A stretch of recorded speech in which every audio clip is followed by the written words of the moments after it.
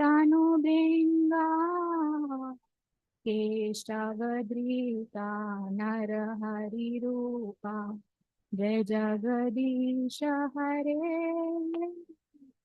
जय जगदीश हरे जय जगदीश हरे. Thank you.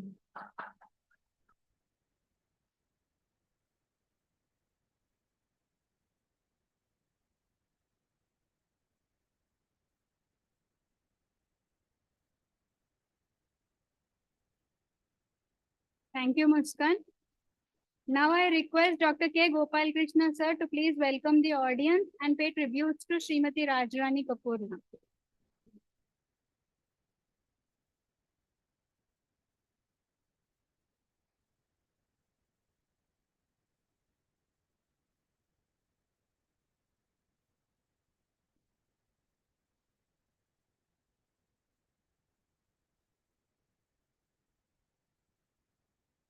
Good evening, ladies and gentlemen.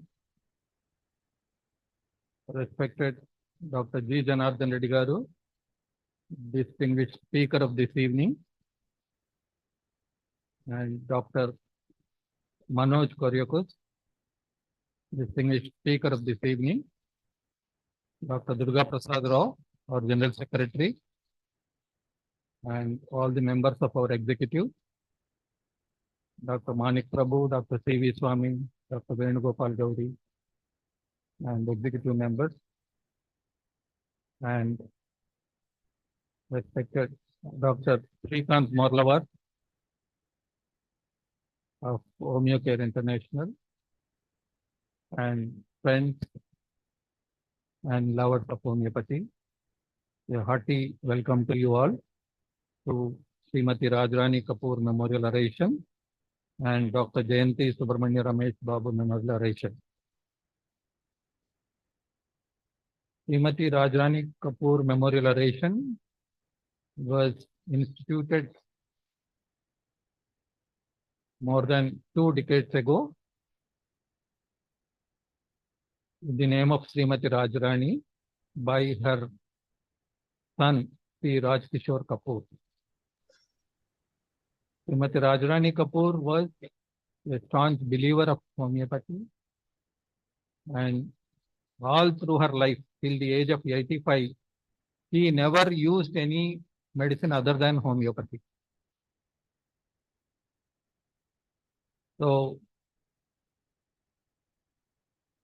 till the end of her life, even last few days or few months of her life, however critical her illness was, she never allowed any allopathic medicine or any other medicine to be tried on her. So that is the kind of faith she had. And Dr. Janardhan Reddy sir also witnessed and treated her for few of her ailments. And her son, because of her love toward homeopathy, wanted to institute a memorial oration in her name in our organization, and by donating some amount. So since then, we are organizing this event every year, inviting many eminent speakers. So this time, we once again have the good fortune of hearing Dr. G. Janardhan Reddy garu in this oration. So Dr. Srimati Raj Rani Kapoor's memory, Sri Raj Kishore Kapoor, her son, so he donated some of his wealth to a trust, Raj Kishore Charities Trust. So through that trust, they carry out many philanthropic activities, charitable activities. They also donate our association annually some amount for maintenance. So on this occasion, we heartfully thank the trust members, Sri Prasad Rao garu, and we pay our heartful homage and tributes to Srimati Raj Rani Kapoor. And 2 years ago, Sri Raj Kapoor, her son, also passed away. So on this occasion, we pay our heartful tributes to him also for his generous donations and support given to our organization. And Dr. Jayanthi Subrahmanya Ramesh Memorial Oration, Dr. Manoj and many of his friends wanted to hold an event in his memory. So they would give us details of the event. And on this occasion, we pay our rich tributes to him and heartfelt homage to Dr. Ramesh Babu. Thank you. Thank you, Manoj.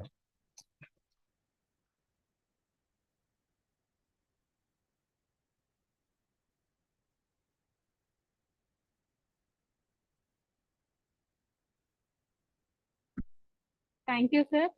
Now I request Dr. G. Durgaprasad Rao, sir, to please say a few words about our association.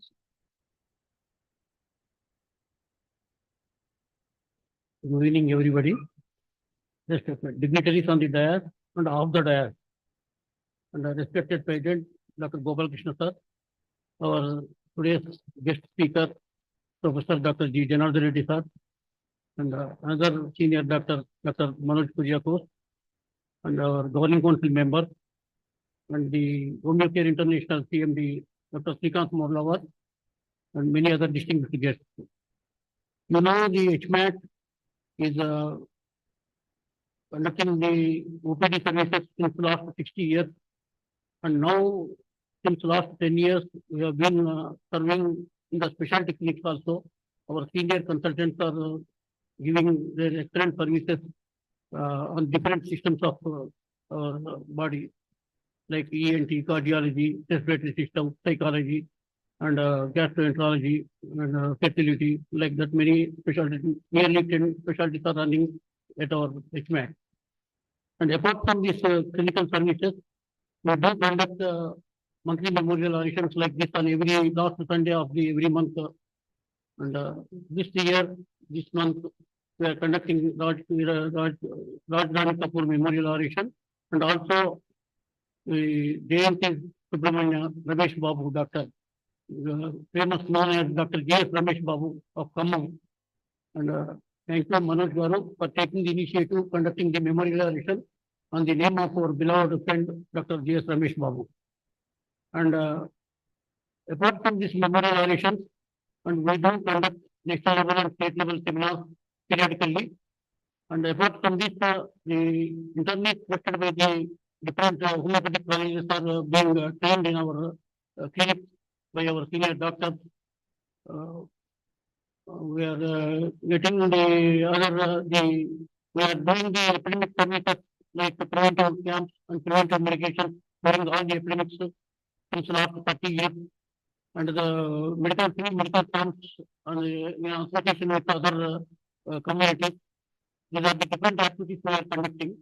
And apart from this, we are running a journal, Medicine Future Homeopathica, under the guidance of Dr. Shoshankar sir. But due to after the corona, it is being done online, and yet the issues are quite irregular. So we try to improve the online version very fastly.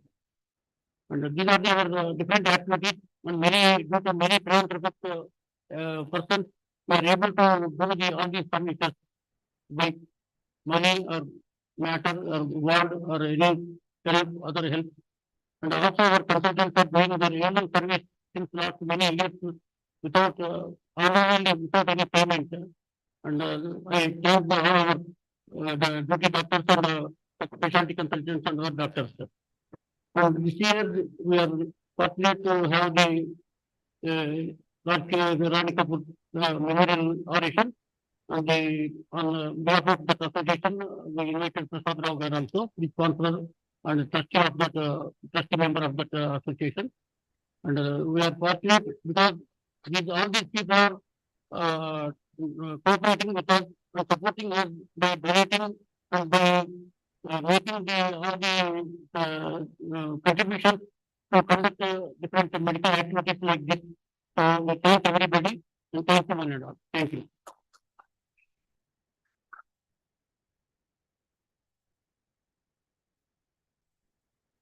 Thank you, sir. Now I request Dr. Madhusudhan, sir, to say a few words about Dr. Jayanthi Subrahmanya Ramesh Babu.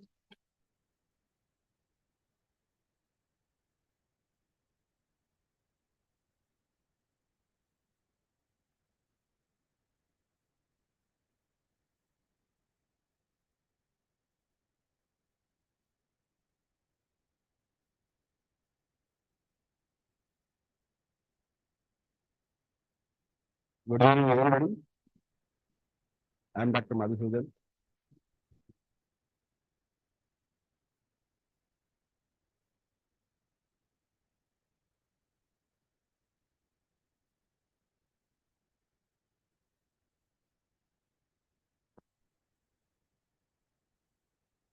I request Dr. Srikar Horlavar, sir, to please stand for the floral tributes. Dr. C.V. Swami, sir. Dr. Agarwal, sir. Dr. Rajesh ma'am. Dr. Venugopal Gouri, sir. Dr. Madhav, sir. Dr. Rajesh, sir. Dr. Manik Babu, sir. Dr. Madhusudhan, sir.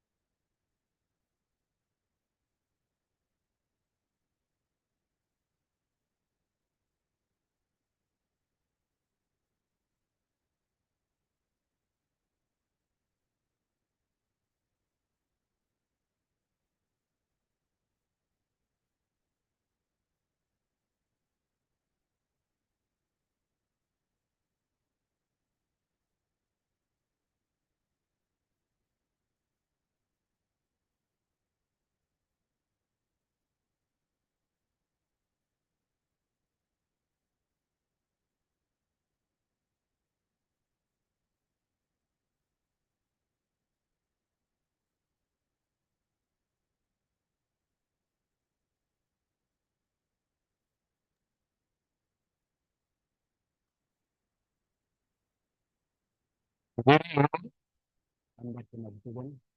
Classmate of Jayanthi Subrahmanya Ramesh Babu. Was the Agarwal for 1992 boys. My very close intimate friends. But it's not that Dr. Ramesh Babu was a very serious, intelligent, and trustworthy guy of the Venugopal. And he completed his studies by 91. He started his practice at Tamil. He is a Reddy Tamil district. And he started his practice in Tamil. He successfully treated so many patients. Number of patients was very high. Were very micro patients are little bit less. He used to practice very intelligently, successfully also. And again, once he used to come to Durgaprasad clinic at Venugopal. He used to treat so many patients there. But a human being, he was a nice gentleman, very trustworthy, genuine, to highlight the details and manage things. Individually, was born he was he passed away in England at the age of 55 years. He was ardent homeopath. However, he at the time of 80s also, most of the students who joined in YPC with the implemented one, they used to pick up modern medicine seats. Basically, though he got seat in modern medicine, after joining university, he didn't go there and he didn't join with the Annapurna Medical College with the on the level of homeopathy. He continued his studies. As a homeopathic, he was the IHP Secretary of Tamil District. He conducted so many camps in rural areas of Tamil, and he treated so many people. Such a nice guy, such a wonderful personality, and attended so many talks. We lost him last September 1st due to advanced lung cancer, which is a people thing at the young age. We lost him because he attended homeopathy since his day one. We are all alternate. We could put homeopathy as the alternate medicine because we didn't get the seat in allopathy, most of the people. But this fellow, even getting allopathy after traveling in homeopathy college, he didn't win for 1 minute. He didn't deny that homeopathy medical college seat, I mean, the allopathy medical college seat, and he continued with homeopathy. Such a homeopathic lover he was. And he used to treat us very nicely, very meticulously. All things was, I mean, economic conditions were not cooperating with him. He continued his system of medicine, he stick to system and served so many people in that area.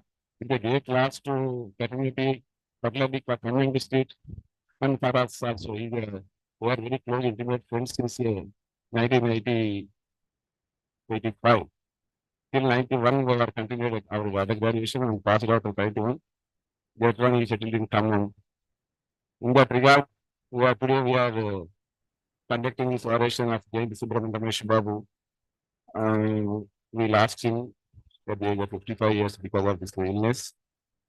We pray the God to give him peaceful life in heaven. If he today, I think he must be happy. I hope he is happy by seeing the Oration lecture of that Modi Charitable Trust on his name. We pray God give him peaceful life in his name. Thank you much. Thank you, Anurag.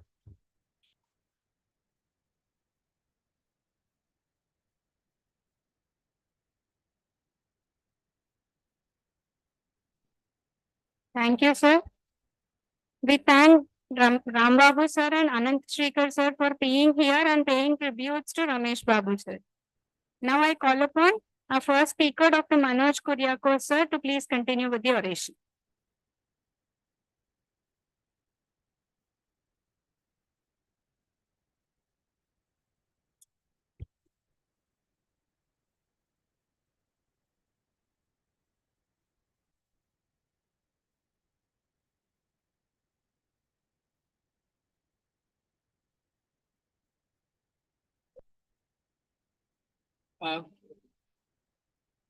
Namaskaram to my Guru. Namaskaram to all elders here, my colleagues, my classmates. Grateful that you are, and also Namaskaram to the people who are online. Grateful that you've all taken out time and to hear my perspective today. Thank you. I hope I'm audible. Yeah, so can somebody help with the mic, please? I mean, it's not.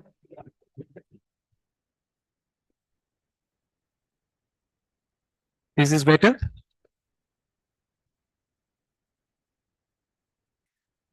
It's been 33 years since I started practicing. And out of these, most of the years of my practice, I practiced without knowing what homeopathy was. I happened to connect with Dr. Janardhan Reddy after 25 years of leaving college. And in our discussions, on my discussion with him, I started to slowly realize what personalities are, what emotions are. I then started to explore what homeopathy is after 25 long years of practicing.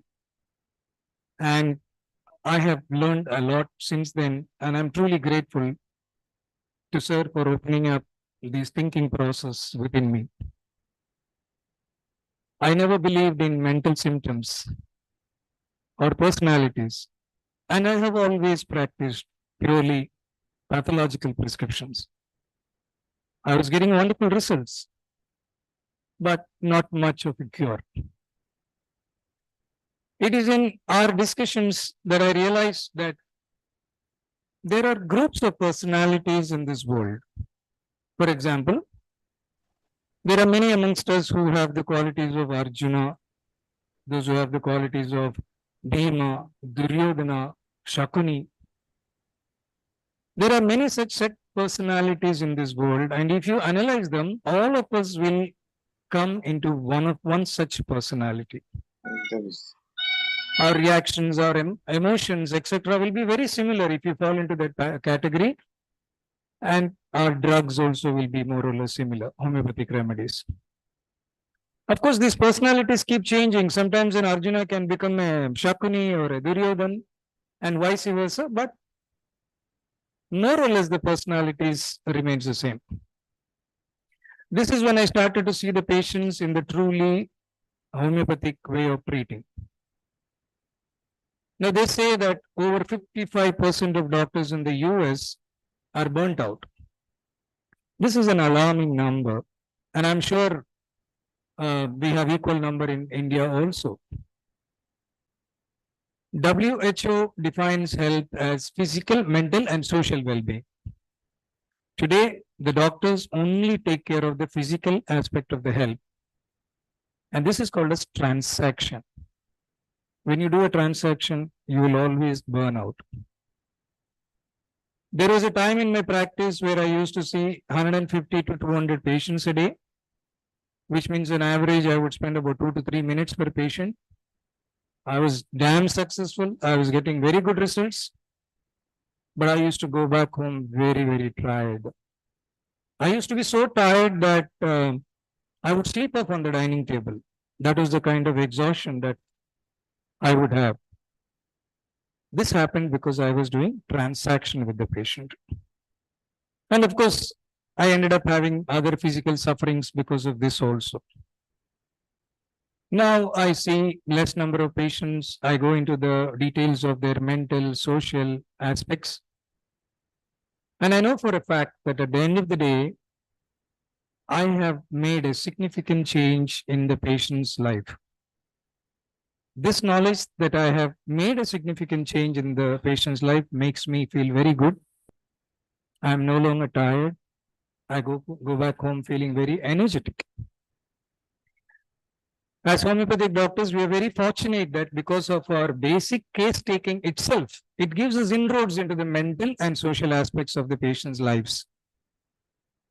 And when the patient narrates to us his innermost feelings and his innermost insecurities and fears, it means that they trust us. And gaining the trust of the patient is half the treatment done. It is with this knowledge I started to explore what is chronic and incurable diseases, or diseases for which cause is not known. And I started to research basically on autoimmune disorders. Medical science explains autoimmune diseases as our own cells working against us, but no further explanation is given. So I went and asked a neurologist, Doc, what is this? Our own cells. Why would our own cells work against each other, against us? So he said, look, Manoj, the cells identify other cells as foreign body and they start to fight against it or destroy it. I said, but why would our own cells identify our own cells as foreign body? Then he told me some technical term. He says it is autophagy, it is a self-destruction, degeneration, all the terms he used, and I got out of from there. The fact is, medical science knows in entirety the effects that can happen on the human body because of an autoimmune or a chronic disease. They do not know the cause or why it happens. And that's the reason there is no cure for autoimmune disorders or chronic disorders. I keep telling people that we doctors know only 20% of what we are supposed to know. What we know in entirety, like malaria, smallpox, chickenpox, TB, we are able to cure it completely. But the chronic and incurable diseases, we do not know in entirety. So we know only the effect of that it does on the body. So we are able to fix it. At least the allopathic doctor is able to fix the effects, but they are not able to cure it, because cure can happen only if the cause and effect is treated. Now, I started to wonder, why are our cells fighting against our own cells?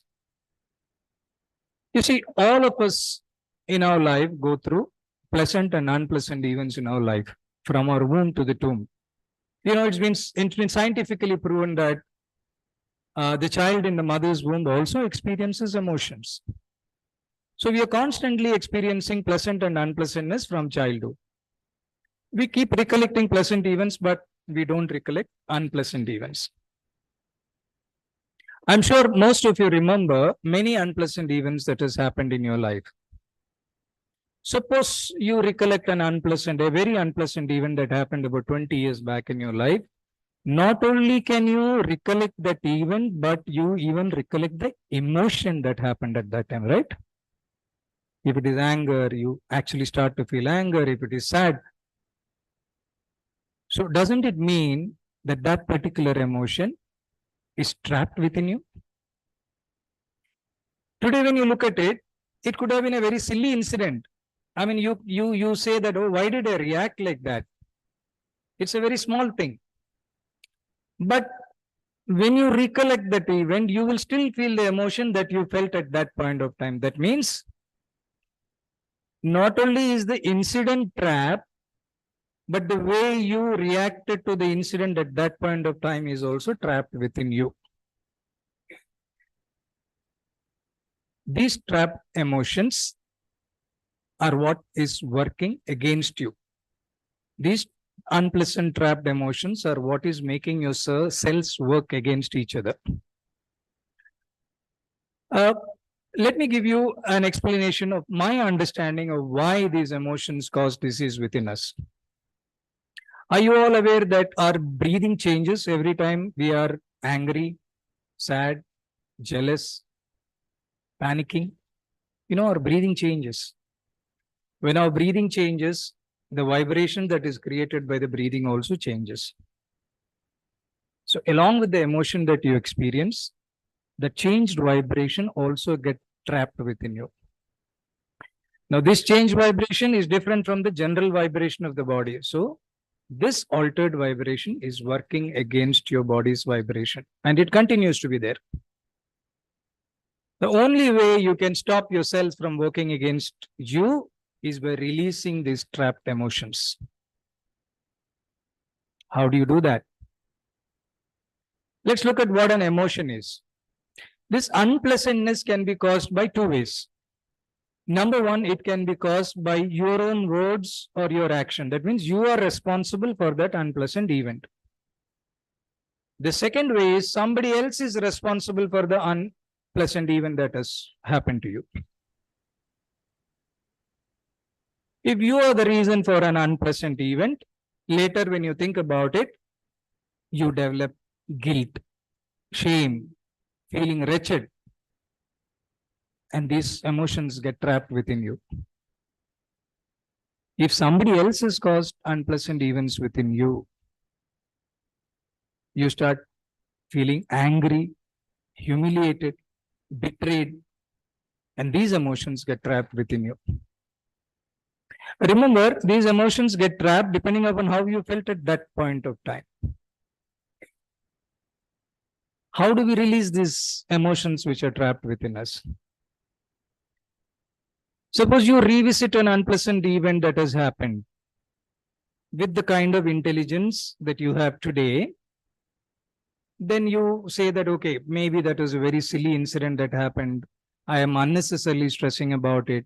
I am keeping these emotions trapped in me. It is not such a big event. For some people, this will release that emotion within you. The second way to do it is understanding the perspective of all the people that are involved in that incident. Let's say you're watching a movie. You're watching it in witness mode. You know the perspective of all the actors, all the characters in the movie, and you know exactly why they do what they're doing. Correct? So when you revisit an unpleasant event in your life in witness mode, you will be able to see the perspective of all the people that are involved. And that will, to some extent, take away that unpleasantness from you, or it will release the trapped emotions in you. How do you know that these trapped emotions are released? When you recollect it again, you will be able to remember the emotion, but you should not feel the emotion. If you don't feel that emotion, that means it is released and you are fine. There's nothing more you need to do about it. Let me ask all of you one thing. Would you ever do something that you don't feel is the right thing to do? Or would you ever say something that you don't feel is the right thing to do? Most of us will not. There are very few people who will do it, but they have an issue. They're sick in their mind. But most human beings will not do what they don't feel is the right thing to do. Every unpleasant event that has happened in our life because of us, it happened because at that point of time, we thought that was the right thing to do. Today, when you look at it, it may not be the right thing to do, but at that point of time, it was the right thing to do. In anger, in sadness, in jealousy, you say many things. But at that point of the time, that was the right thing to do. When we are in the peak of anger, when we are in the peak of lust or any emotion, the concept of what is right, wrong, good, bad just disappears from the mind. We don't think. That is why most of the unpleasantness that happens in the peak of our emotions, because the judgment goes away. So you need to understand that whatever you did it because that was the right thing to do. Similarly, if an unpleasant event is caused by somebody else, you need to understand that in their perspective, that was the right thing to do at that moment. So if you understand this unpleasantness that has happened in our life in this perspective, it will be easier to let go. I must narrate an incident which happened recently to you so that you know how emotion can affect you in different ways. My father-in-law, Mr. Mohan Hamadi, was 87 years old. He was blessed with good health, and he would drive on his own and travel the world on his own. Recently, he landed in the US with a bad cough, got better, traveled to California, came back to Dallas. He called me saying that he's feeling breathlessness while he's talking. And the doctors, they told him to get admitted in the ER. But I didn't want him getting admitted in the ER in the US, so we called him back. And from the airport, I took him straight to AIG. His X-ray showed that there is water in his lungs and his cardiac enzymes were very high. He was 87 years old, absolutely healthy. We admitted him there. By the evening, he developed a massive stroke. He had a major bleed. And an MRI revealed there was a major bleed. And the doctor said that we can do intervention. We can drain it out. We can do a surgery and stuff like that. But the family decided against going in for any kind of intervention. And they, in fact, wanted to take him home because they knew that it was only a matter of time. They didn't want him to die in the ICU. So everybody took the decision of taking him home. We took him home. He was conscious. He was responding, understanding everything. He remained with us for 3 days with a little bit of labored breathing, but no other suffering. And he passed away peacefully in his sleep last week. The reason I'm saying this is there are different perspectives to the decision that was taken. One may say that it was the best decision taken for him and he departed without any suffering. One may say, what if he had done the surgery? I would have had more time with him. I could have created more memories with him. He could have become fine. The more you delve into these questions, guilt begins to happen. And you start to suffer from intense guilt, which will get trapped and cause physical suffering in you. The point I'm trying to make is whatever decision was taken by everyone, it was the right thing to do at that moment. That moment is gone. So is the person gone. But if you delve into these decisions, you will only suffer consequences of the guilt. I have made an audio, which is a guided meditation. Listening to this will help you recollect and release the trapped, unpleasant events in your life. When you listen to this, it will take you into deep relaxation, after which you will be guided into different stages of your life, where you will experience all the intense, unpleasant events in your life from womb to tomb, womb to till now. And as you revisit these events under the guidance, you will be able to release the trapped emotions in you. I'll share the link to the audio, provided you send me an SMS on a number. I'll give it to you, WhatsApp on a number, because it's an intense journey. I'd like to be there in case you need me. So you can get in touch with me. I'll share that audio with you. After you explore these trapped emotions that are there in you in this journey, you can decide which of the homeopathic drugs suits you. Emotions are described in homeopathy all over, in the Materia Medica, in the repertory. We've read it all our life.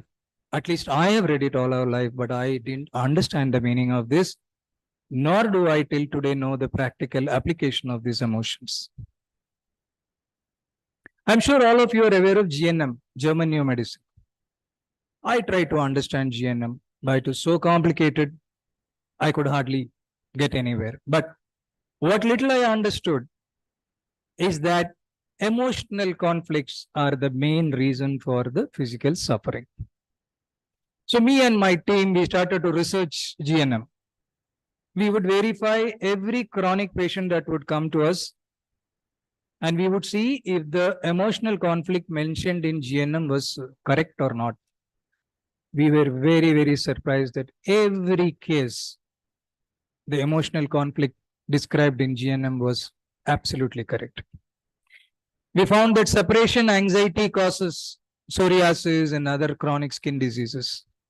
We found that self-devaluation patients come with joint pains. We found IBS patients coming with long-standing issues like a court case and all that. So many cases we tried to verify, and we realized that emotional conflicts are the main root. So we started to adopt the GNM cause, and our doctors started to take case depending upon the cause given in the GNM. It made it very simple. The case taking was very simple. If he comes with joint pains, we would slowly lead the patient to see if there is a self-devaluation, and the case taking becomes so easy. The prescription also become very easy. I will end my talk with one final narration. Today, the lecture is held in memory of my dear classmate and friend, Dr. Ramesh Babu, who passed away recently with lung cancer. His two kids are here. His uncle is here. I was very close to Ramesh from my college days. He never wanted to do homeopathy. He always wanted to be an allopathic doctor. I remember that he got seat in Siddhartha Medical College, but he refused to go there because he didn't want to be a financial burden to his father. During those days, it was difficult. So he continued with homeopathy with a lot of reluctance. Through and through his life, whenever I used to call him up, 20 years after he left college, I would call Ramesh, how are you? Hi, Yamundra. What is this homeopathy? I wish I was an allopathic doctor.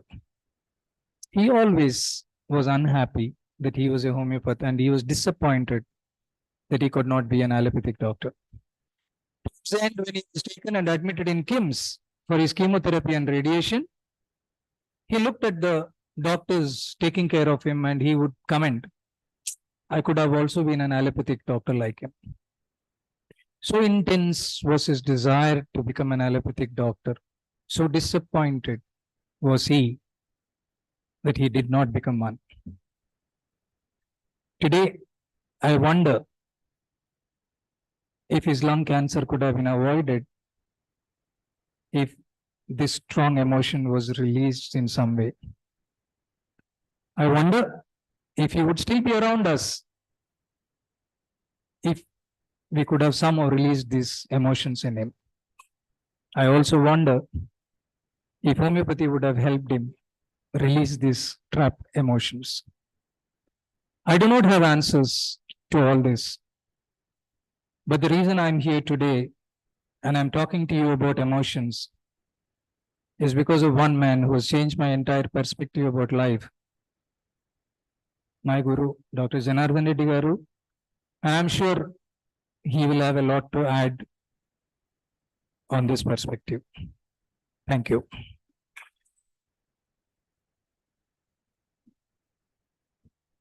I request sir to come and enlighten us on this subject. After sir speaks, if there are any question, both of us are more than happy to take it together. Thank you. Sir.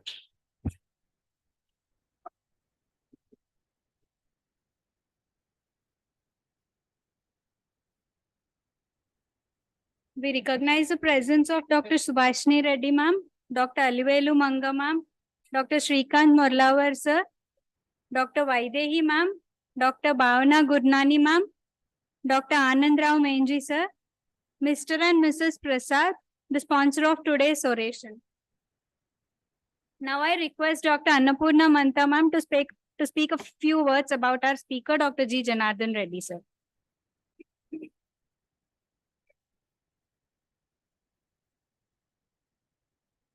A very good evening to one and all. Our speaker for today, Dr. Janardhan Reddy sir, of course needs no introduction. A legend in homeopathy, an astute teacher, an eloquent speaker, and an ardent practitioner in homeopathy for more than 5 decades. Sir was a staunch follower of Dr. G. Bharat Reddy, the veteran homeopathic doctor in Twin Cities. Dr. Janardhan Reddy sir hails from Adilabad district. Sir was the 3rd batch student of DHMS from Dr. Guru Raju Homeopathic Medical College, Gudivada, the first homeopathic medical college in the combined Andhra Pradesh. The majority of the family members are in the medical profession. His brother, Dr. Venkat Reddy, was a professor in orthopedics in Osmania Medical College. His daughter, a pediatrician in US, daughter-in-law, a dermatologist, and son, a senior cardiologist in Twin Cities. Sir served the department in almost all the positions. He was appointed as a medical officer, then joined Dr. Jayasurya Government Medical College as a lecturer, and succeeded as senior lecturer, assistant professor, and professor. Finally worked as the principal of JSPS Government Medical College, Ramantapur, Hyderabad. On the other side, Sir served in the DK Government College as RMO, superintendent, and lastly retired as the additional director, Home Ayush, in the combined state of Andhra Pradesh. Sir was also a visiting professor for many homeopathic colleges in India. He has delivered lectures on materia medica on many national as well as international platforms. Sir is a master of masters in homeopathy and the wizard of homeopathic materia medica. Today, on the occasion of Srimati Raj Rani Kapoor and Dr. J.S. Ramesh Babu Memorial Orations, Sir is going to throw light on how to deal with emotionally trapped persons, which would be an amazing and mesmerizing talk. We welcome you on the dais, sir.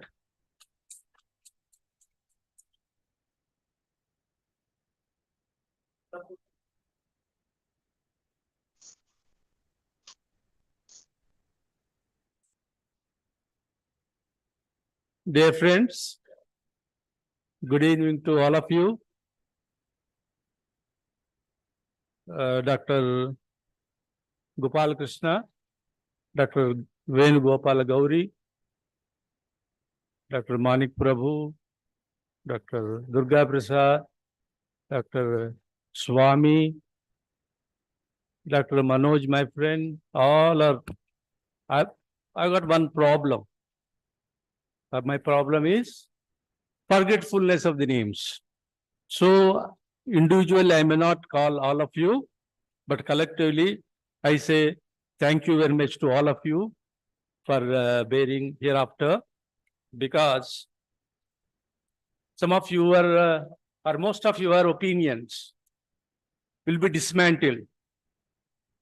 Truth is such, you cannot understand with the mind. What you have got concepts, these concepts will be dismantled by the truth. As long as we have got the mind, we have got the concepts. So we are all living in this world, not only you and me, all 600 crores of the people are living on this planet with a concept. None of us know the truth because we are having the minds. Mind only understands its concept, its likes, its dislikes, and we live on emotions. If there is no emotion, there is no world for you. Manayeva manushyanam karanam bandhayo. Karanam bandhayo mokshayo. Karanam bandha mokshayo. Bandhaya vishya sangi. Mokshe nirvishyam sprutam. This is the sloka which speaks about the mind and everything. Today's topic entirely revolves around this sloka. Manayeva manushyanam. Mana means mind. So mind is the cause for the human being for bandha and moksha. Bandha means entanglement. We are entangled in this world by our emotions or by our desires, our wants, our perceptions. Bandhaya vishya sangi. As long as you are interested in the world outside, as long as you are interested in worldly matters, as long as you have got desires, as long as you have got emotions, you are trapped. You are trapped. Emotions, you are trapped.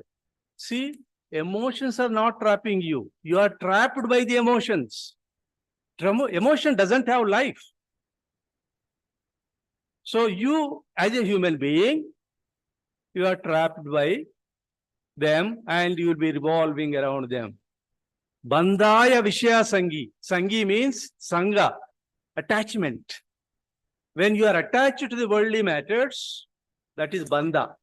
Bandha means you are in the prison. You are imprisoned by yourself. Your bondage. You can't come out of them.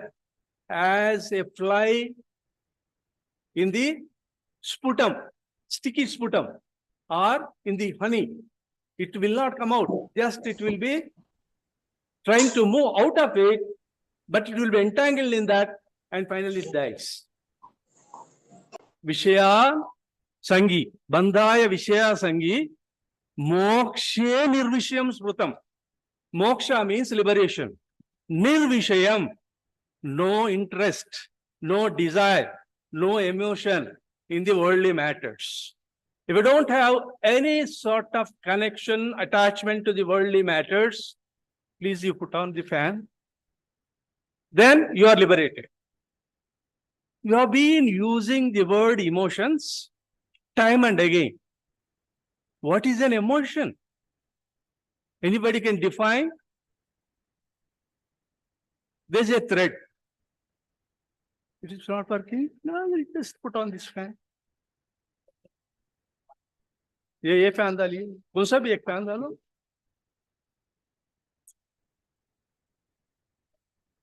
हाँ, ఇది ఇక్కడ వస్తుందా?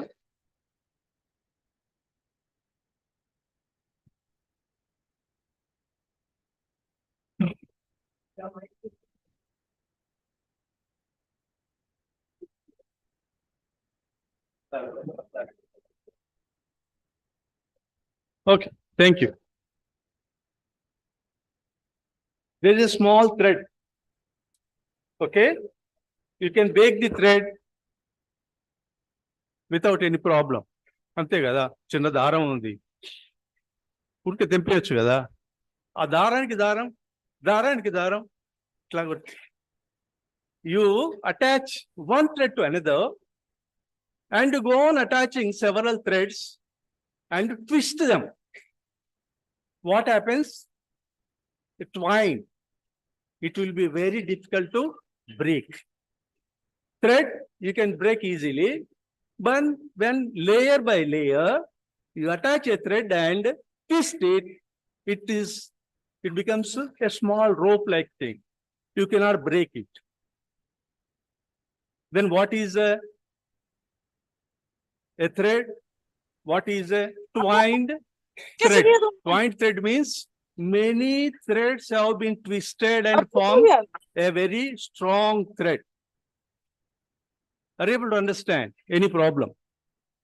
So that thread is, anybody, what is that thread? Single thread?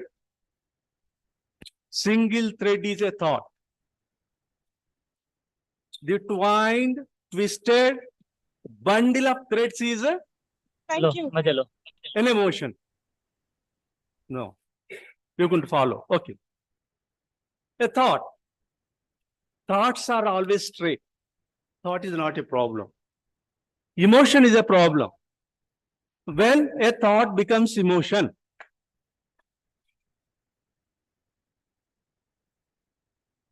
there may be nearly 30, 40 friends here.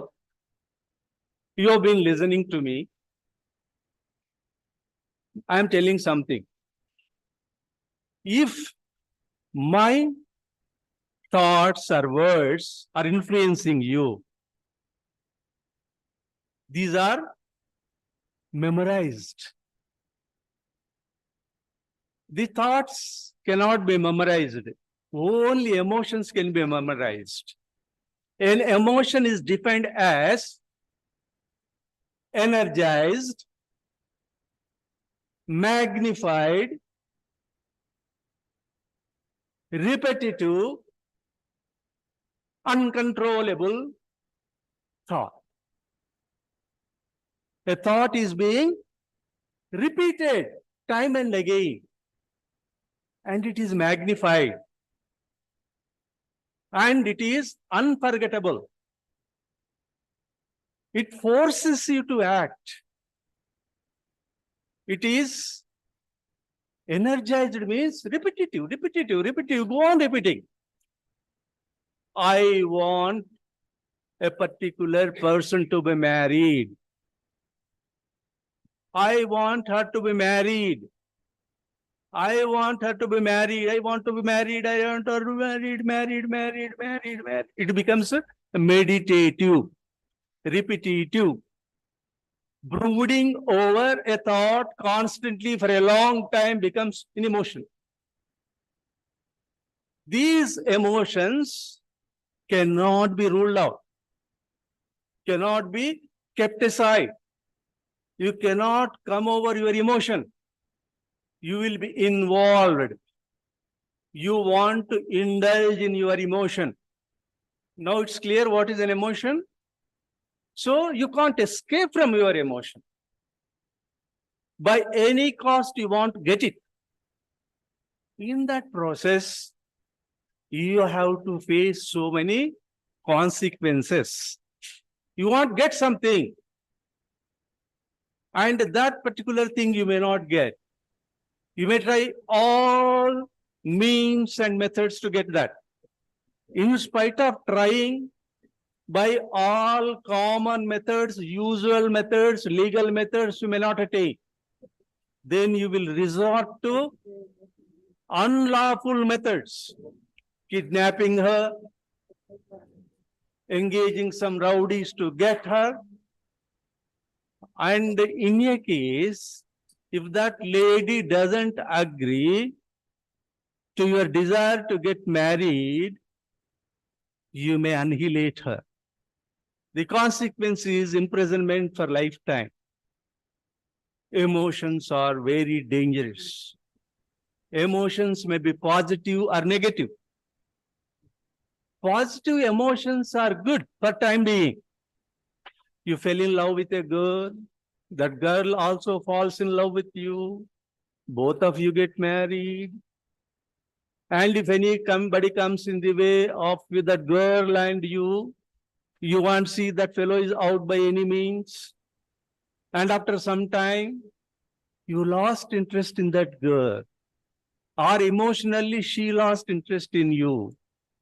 She wants to get away from you, or you want to get away from her. Then you will have an emotions to have some other person. But this particular person who is with you gets entangled with you. Then you have to get rid of this girl by some law or unlawful means.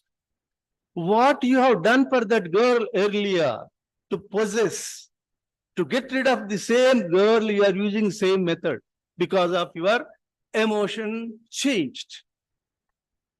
These emotions, positive emotions give you Pleasure, not happiness. Happiness is eternal. Lifelong or long-lasting emotion is good.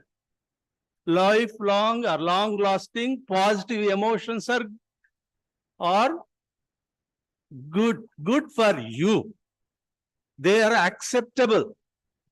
But that also gets recorded in your mind.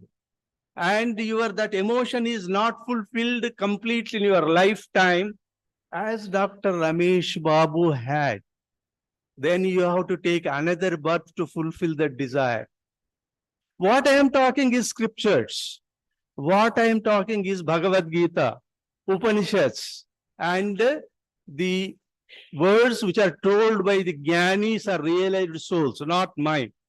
Please try to understand and try to absorb and assimilate. If your mind says throw them out, throw them away, please try to be rational, because these concepts cannot be digested by the human mind.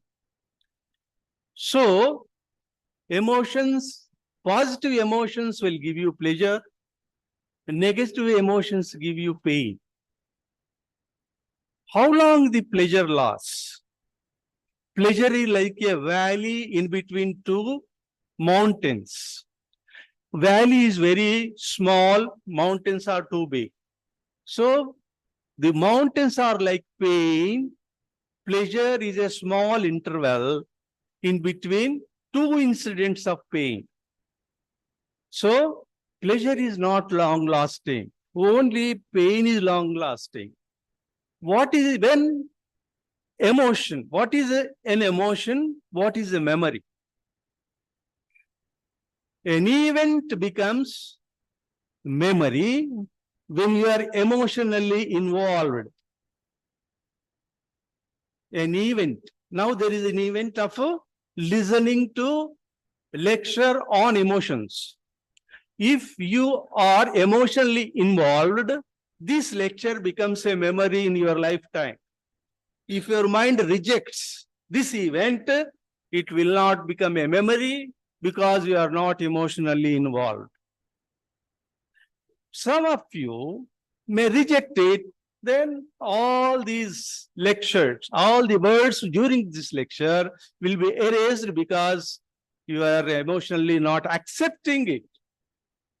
So, emotions play major role or greater role in our life. You are connected to somebody, you are connected to some movie, you are connected to some person, some incident, some event, then it becomes a memory. When you are not emotionally involved, there is no memory. There is no memory doesn't mean you can't recognize the people. There is no desire. There is no world. Whatever happens, you accept. You will not cry. You will not laugh with loudly. Just you smile at anything. Death will not affect you. Life will not affect you. Somebody died. Okay. You are going to die. Okay. You have got 1 crore rupees. Okay. You have lost 1 crore rupees. Okay.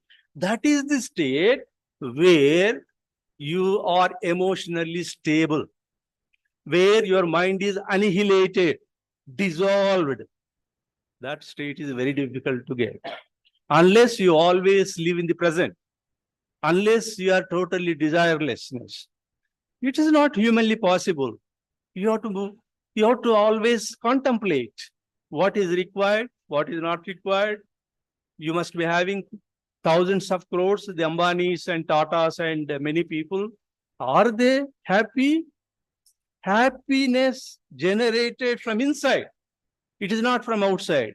Pleasure comes from outside. Pain comes from outside.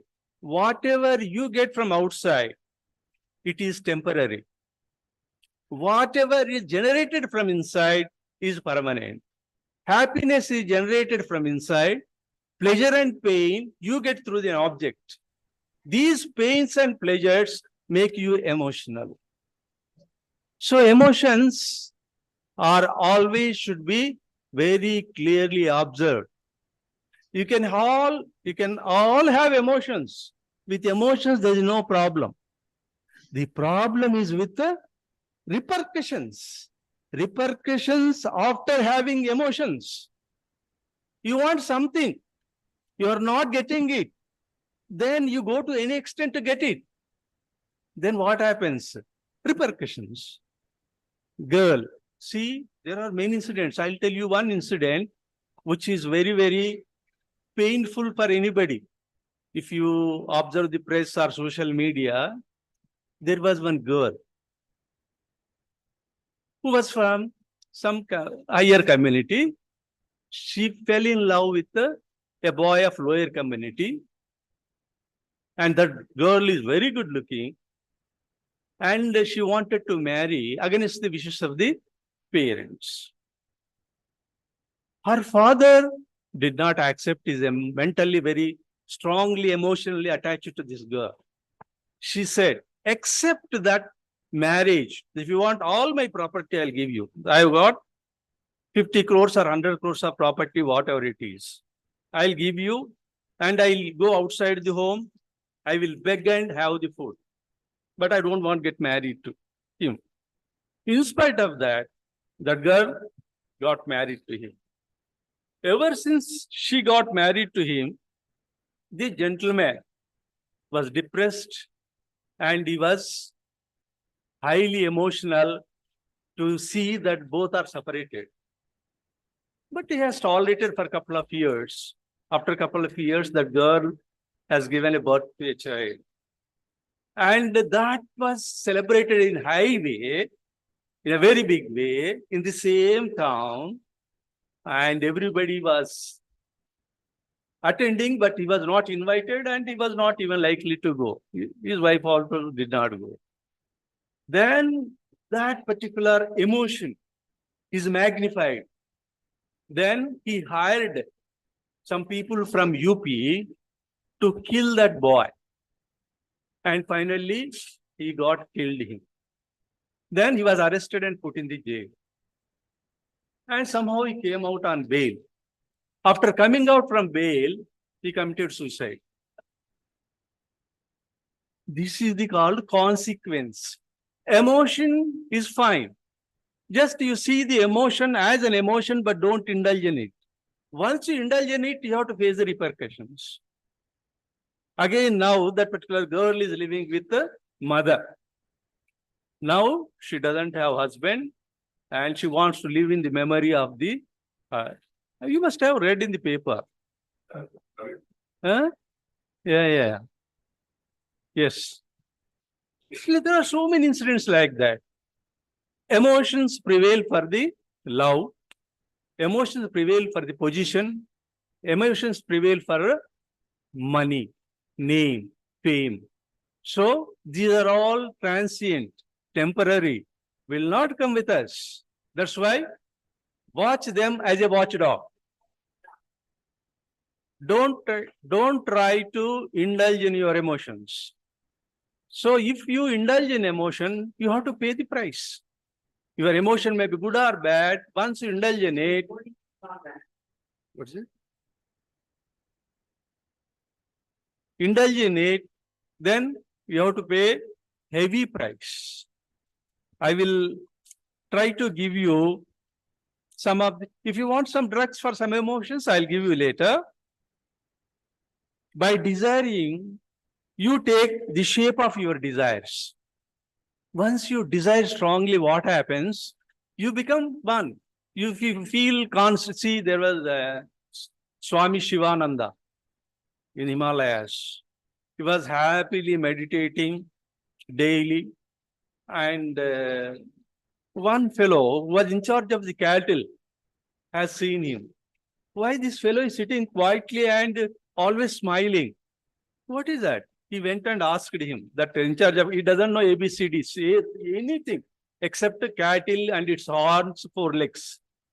He asked Swami Shivananda, what Swami, why you are smiling all the time? Your face is beaming with a lot of radiation of love and with brightness. What is the reason? He said, I am meditating. What is meditation, Swami?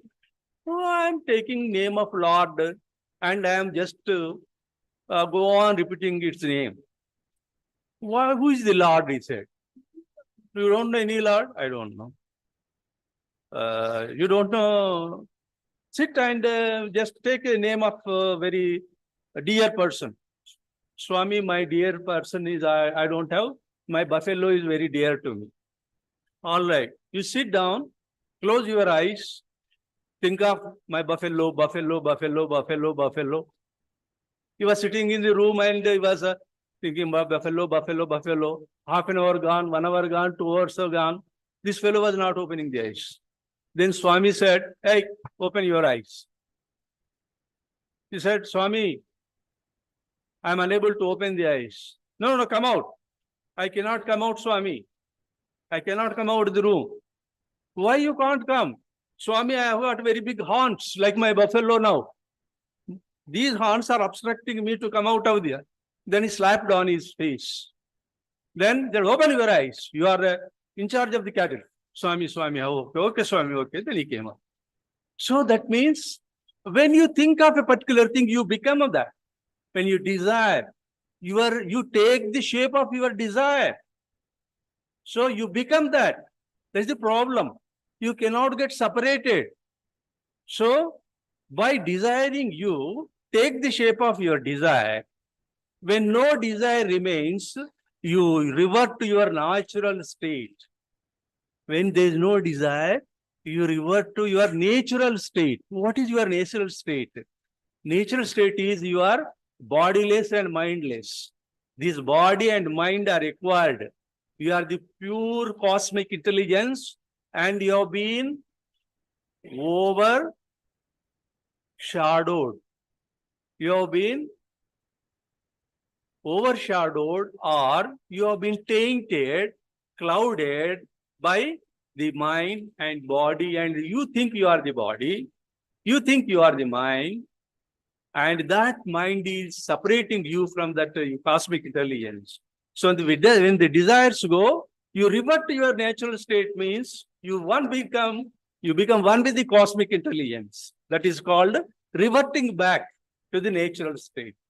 When an ornament is made, when you want to make another ornament, you have to come to your natural state. Means that gold has to be, that ornament has to be dissolved into the gold. Again, you can shape up another ornament. So reverting back to the normal state means an ornament should become a gold. That's it. So you should become again cosmic intelligence by getting rid of all the desires. To become you God, if you want to become a God, you must unlearn everything. You have learned that you are the body, you are the mind, you are having a big house, you have a good wife and great children. These are all the things you have to see in witness mode. Unlearn means attachment should go.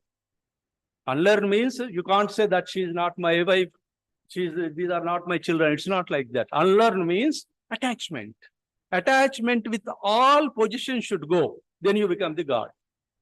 God is not outside. God is inside.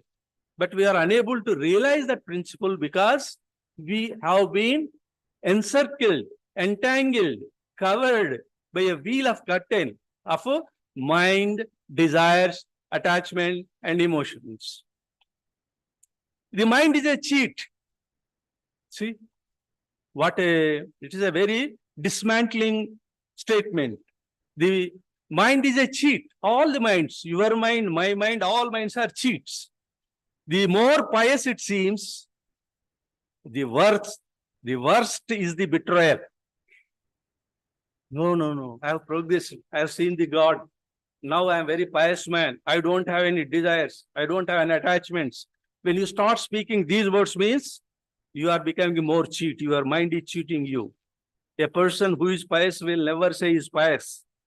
A person who is detached will never say he is detached. You can observe him in his actions. But once I start saying, I don't have any desires, I don't have any attachments, I don't have any emotions, means your mind is cheating you. Nobody makes a statement that he has given up all these things. Only these things will be observed by others. Whatever may be the situation, if it is acceptable, it is Yeah, so once my pleasant. son comes, I know. If it is not acceptable, it is painful. Suffering is due to non-acceptance. You are sitting in my lecture hall, in my lecture for the past 20-25 minutes. If you are not accepting my lecture, what happens? It is painful to you. If you accept it, it is pleasure to you.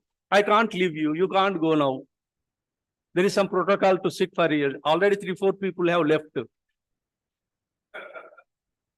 So whether they have left because some people, they become restless. They get palpitation, by listening to such things. Restless. Why? They feel as if they have been beaten. They run away. I have taken one of my students to Swami Chinmayananda lectures 25 years back. 40 years back. After listening to 10 minutes, sir, I am getting fear, sir. I am getting palpitation. And I thought, anxiety, sir. I'll go out. I'll stand under the tree. After lecture, you come.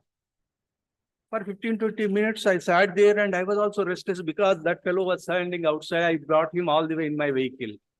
So I have taken him out. And what has happened, He committed suicide due to some incident after 5 or 10 years.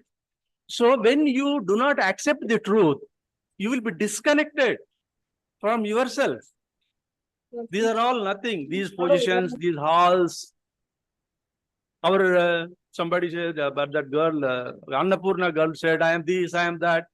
I am nothing. Those are all the things have come and go. So, anyhow, I am grateful to that Dr. Annapurna. I am not blaming her. But introduction, she did not commit any grave mistake. Just she told whatever she has to say in this mundane world or in this physical world or possessive world. Before you are born, you expected to live according to plan, according to your own plan, which you yourself had laid down. This is a very startling statement. So this life, the husband, the children, the position, this doctor wanted to become MBBS and he joined in homeopathy. So he was living with conflict. He was a nice boy. But due to some reasons he could not join. He has taken a birth to become an allopathic doctor. And he has become a homeopathic doctor. Throughout life, he was scolding himself. What is this? What is this? I should have joined there. Again, he will take next birth to become again MBBS doctor. So you have a plan in this life, and you take a birth, and you live according to your plan in the previous birth, and you start blaming and scolding others. Useless husband, useless wife, useless children, useless teacher. These are all things, Baba, you have planned. They are not thrusted on you. And now you are blaming others, you are not accepting. Accept whatever happens to you in this world. Do not judge any incident. Do not react to the happenings around you. Because they are all the things you are supposed to have. At this particular moment, on Sunday, on 29th October 2023, we are all destined to sit here and I am supposed to make you suffer with my lecture. You can't escape. You can't blame me. You can't blame your destiny. Accept. Accept. When it is inevitable, you have to accept. You are trapped. You are trapped here. Don't become emotional. If you are trapped emotionally, again it becomes a memory and again you have to undergo in the next birth. Accept pleasantly. There is no other go for you. Love says, I am everything. Love says, I am everything. Wisdom says, I am nothing. This sentence is very good. Between these two life flows. Love says, I am everything. What is love? Love means bhakti. A bhakta says, I am everywhere. God is everywhere. And knowledge means wisdom says, I am nothing, because God is within. So I'm not connected to this world. World is created by your own thoughts and mind. I am nothing. Jnani says I am nothing. Bhakta says I am everything. In between two bhakti and jnana, your life flows. These are very wonderful statements made by Mahatmas. And also, this is akin to our scriptures. It is nothing but bundle of memories and hopes. To be, I need now, past and future. To be means to be as you are. To be cosmic intelligence, you don't require anything. If you want to help the world, you must be beyond any help or any requirement. If you want to help others, first, you should not require any help from others. A beggar cannot help others. Beggar cannot give money to others. Beggar cannot give any sort of home or any sort of convenience to others, because he is already begging for himself. So we are all beggars in this world. We cannot help others. We have got many desires. A person with desires is always a beggar. So you will be begging for always, God, give me property, good wife, good children, good ambience, good friends. Always you are begging for that. We are begging for that. I also include in that. So we should go beyond desire, beyond help, to help others. There are many things like that. But most of you must be sitting for some drugs. Just for 10 minutes, I ponder over that. There are positive and negative emotions. Anger is a negative emotion. Fear is a negative emotion. Sadness is a negative emotion. Guilt is a negative emotion. Like that, there are many. Frustration, conflict, contempt, pride, hurt. So negative emotions are many. Positive emotions are very few. Happiness, love, satisfaction, gratification, gratitude, hope, admiration, compassion, cheerfulness, joy, sanity, sanctity. These are all positive emotions. For positive emotions, we don't require any remedy. Suppose there is a guilt. I told you an incident, no? That gentleman having daughters married and committed was suffering from first mortification. When that girl married to that boy, he was mortified. What do you mean by mortification? Suppressed anger. He had to suppress his anger because she got married against his desire to some boy, because he was living just for that girl. She was looking like an angel and he wanted to get her married to a great man in the society, and he had some dreams about her. And finally, she got married to somebody. So he had to suppress his anger. Suppressed anger, mortification. Complaints from suppressed anger or mortification, the remedy is staphysagria, best remedy. Then he always staphysagria wants to take revenge. He has got vengeance. Because at that particular time, circumstances were not in his favor. So he was waiting for an opportunity to strike at them. So when he got that opportunity, he hired some people and killed her. That is called unburdened grief, unburdened ego. He was having all ego. I have to kill them. I have to see his end, because he snatched my daughter away from me. So he made that boy dies.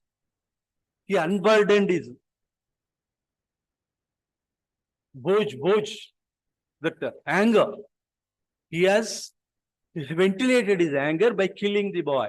Then he was imprisoned. Then what has happened? He has developed a sense of guilt, because society said, what a bad fellow you are. You have killed your own son-in-law. It's not good. They are living on their own. That guilt made him to commit suicide. That is again aurum metallicum. He went into depression, sadness. So remedy varies according to situation. Staphysagria should have been given when he suppressed anger. He could not have gone to the stage of murdering that boy and going to the prison and getting suicide. So depression, anger followed by depression. What Aramid thinks, you know, he gets success everywhere. I want to marry a particular girl. Taken for granted that he married, and that girl denies, rejects. Then he gets totally dismantled and commits suicide. He takes for granted he gets first class in the rank. First rank in the examination. And he will pass with average mark or he gets failed. Then he will commit suicide. So RMET has got high expectations in the world without any rationale, because there may be other people who are competent, but always he says he will be number one. He expects, not only expects, he takes for granted. This girl is mine. This boy is mine. All the listeners in my lecture will be gratified. They will give me 100% positive marks. I will see only 10 or 15% are appreciating. Then get shocked. I go into depression. I feel my life is useless and I commit suicide. That is aurum metallica. Aurum is very studious worker. He works very hard. He's a gold medalist. Gold. Aurum is gold. He deserves gold medal. But there are many more people working much more harder than him to get that particular object. Then he's disillusioned. He's dismantled. He becomes sorrowful and doesn't tell anybody. He feels his life is a waste and commits suicide, especially by hanging. So remedies will change. So that is one example for that. Then anger. Why you get anger? You want something. You are unable to get something. Somebody or something is coming in between your desire to be fulfilled. It may be a person or an object. If object comes in the way, he kicks it off. If persons comes in the way, he will abuse, he will scold, and he will manhandle. That is an akshwamika. See, anger is ventilated in many forms. If it is direct attack, it is nakshwamika. If it is indirect attack, mortified, waiting for opportunity, staphysagria. See, there is subtle variation. Anger is there in both, but it comes out a different form. Suppose I want a particular girl, and that girl I am unable to possess. That girl wants to marry somebody else. I'll pour kerosene and I'll kill him. Petrol. Now kerosene is very costly. Pour petrol and kill her. Or pour acid on the face. Or go to social, what you say? Social media, like Facebook. Take our face attached to morphine. And assassination of the character. This is the typical nature of which remedy? Lachesis. Venomous. Lachesis is venomous. This is the materia medica. This is how you have to apply. So venomous, revenge, contemptuous. He will go to any extent, emotional, highly emotional lachesis.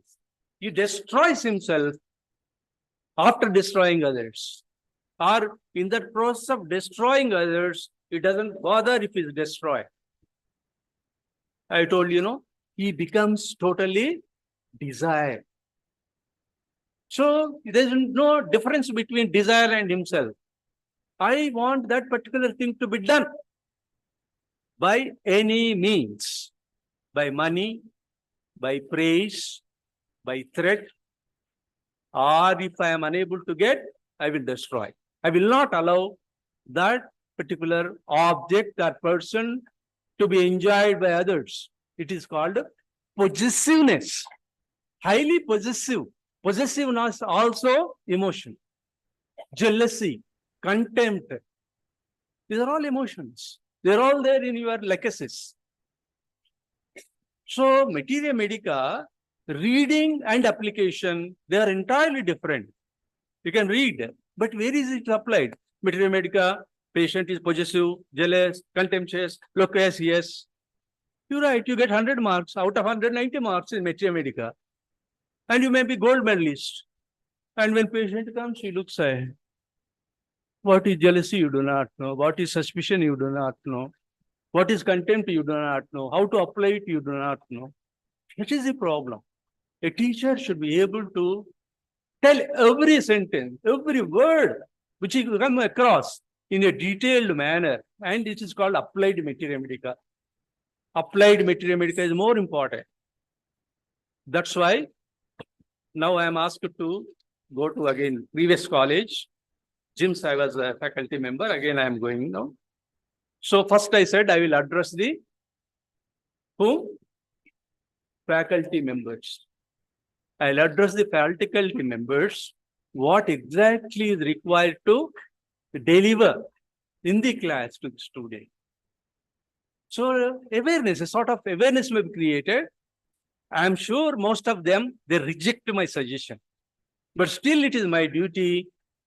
With my humble request, I will start and I look at their face and I'll start rather changing the version in a mild way. If they accept it, then I will go in a frank way. So like that, every anxiety, we use this word anxiety. None of us know what exactly to tell about the anxiety. Anxiety means you have got a certain goal in your mind. I came to this platform. I was asked to deliver a lecture on emotions by Dr. Manoj, and our organizers kindly accepted me to come to Dash. So my anxiety is whether I am able to deliver lecture properly on the platform or not. That is the anticipation. Anticipation causes anxiety. So whenever you go into the future, which is unborn, you get anxiety. Then cousin of anxiety, a cousin brother of anxiety is, anybody? Fear. Anxiety and fear are cousins. So anxiety, whenever you use the word anxiety, you use the fear. Fear means you are traveling, you are going to travel into the unknown terrain, unknown place.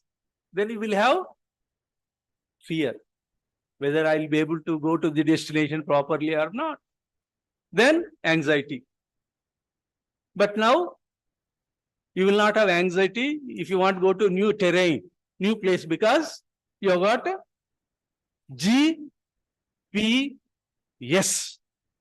Is it not? GPS. GPS means you will not have fear when you listen to my lecture properly, understand and assimilate, because you have got GPS. What is this GPS? Guru positioning system. This is Guru positioning system. So I can go on talking like this for another couple of hours, but time is constrained. I think it is 7. I'm supposed to stop. So continue. How many of you want me to continue? Please raise your hand. 2 hands, sir. You come here and speak instead of me.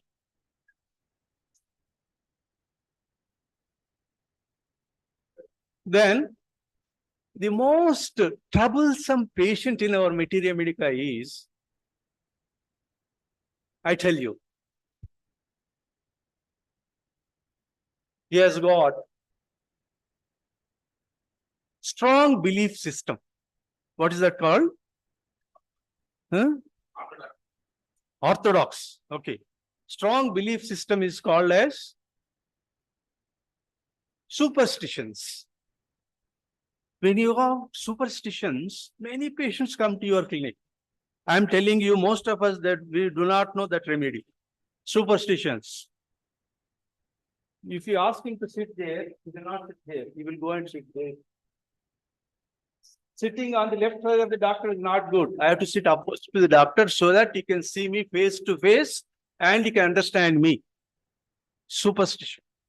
Whenever you go to a new place and want to talk to other person about his business or anything, sit opposite to him so that you can face him directly and understand his emotions, feelings, and I can make out him is a good man or bad. So he has got some belief system, strong belief system. He tells doctor once, repeats twice, tells thrice, same thing. Doctor, see this migraine, you know. You told Baba, doctor, I'm dying with this my headache. Since 20 years, I've gone to many doctors. I'm telling you, you are going to be cured. You will not get it again. Sir, kindly listen to me.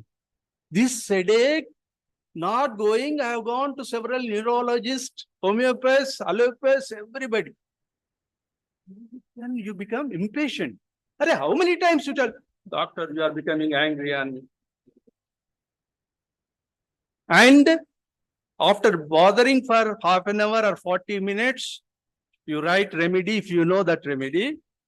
Otherwise, if he leaves your clinic without peeping into your clinic second time, he is not that patient.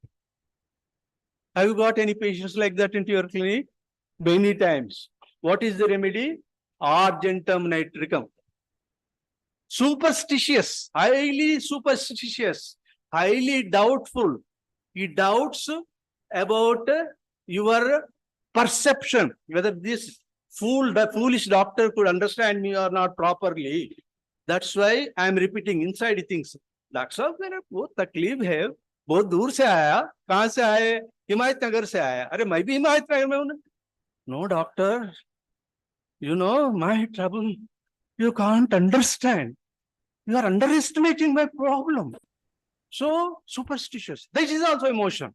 Superstitious people, people having belief system, they will not yield or listen to your advice. They are trying to influence you. They bore you. And a person like me, a doctor like me will run away from him because I am impatient. I am not that patient to listen about the patient's problems time and again. Once I listen or once I look at the face, I understand the remedy. So I don't have so much patience. They are argentum nitricum. Argentum nitricum will come time and again into your clinic in the first consultation. Sir, I forgot one thing. Already told you. This is enough. This is called superstition. Superstition in Materia Medica, Argentum nitricum, third work, 3 marks, only one remedy. See how beautiful Materia Medica is, how emotions. If you don't have emotion, what remedy you can give? Materia Medica is full of emotions. Lord Rama, Lord Krishna, Lord Jesus. Many rare souls, they don't have any emotions, positive or negative. What remedy you can select? You have to select only on pathological basis. No mind, no emotion. Mental symptoms are not emotions. Mental symptoms are those which present only during sickness. These emotions will prevail whether you are sick or healthy. This is called the nature of the person. Temperament. Emotion means temperament, nature. So I'll give you some more remedies depending on negative emotions. Anxiety, I told you, guilt, sadness. This sadness, melancholy, when you go into past. Depression. Depression is a sign of living on your past.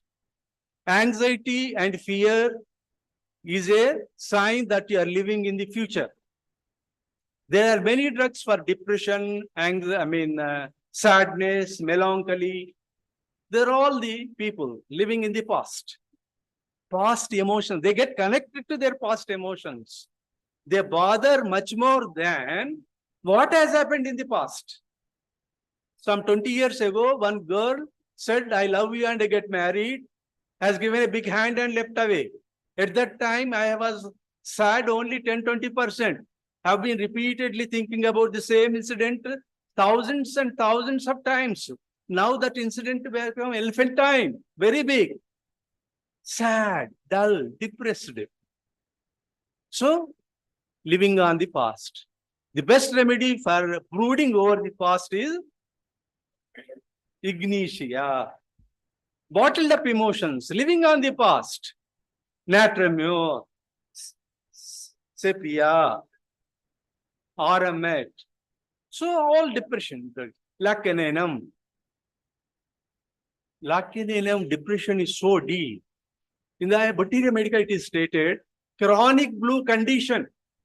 What is meant by chronic blue condition? Blueness means depth. Sky is very deep. Ocean is very deep.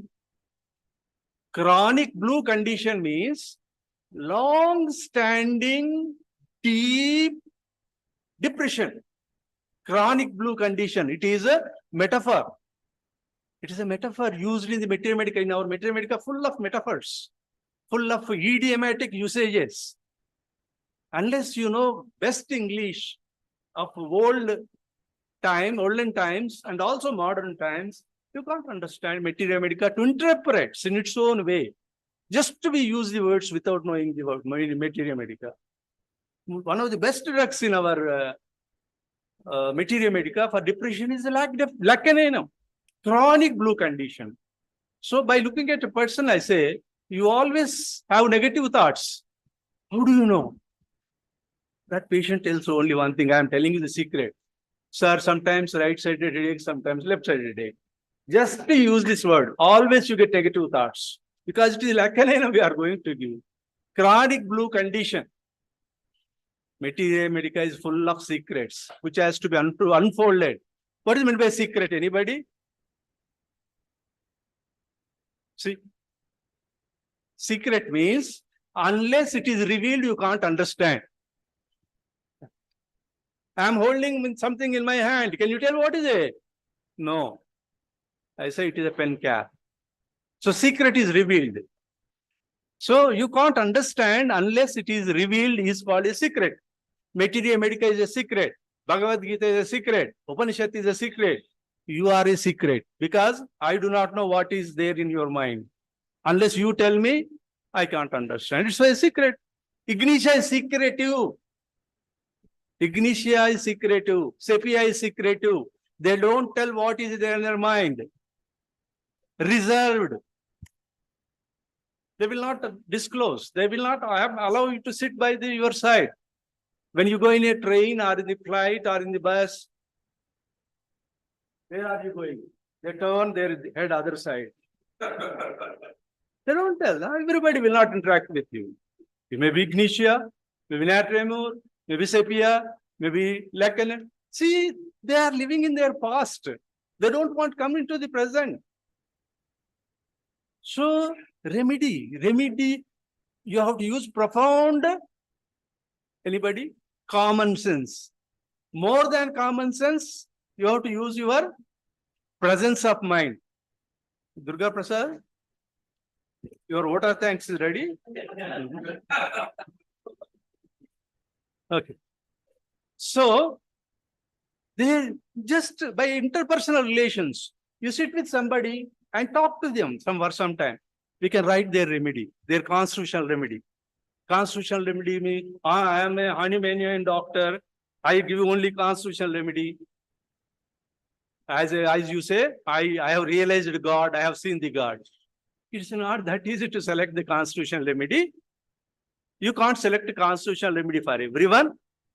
Even if you select the constitutional remedy, that cannot be given at that time, because that remedy doesn't cover the present totality.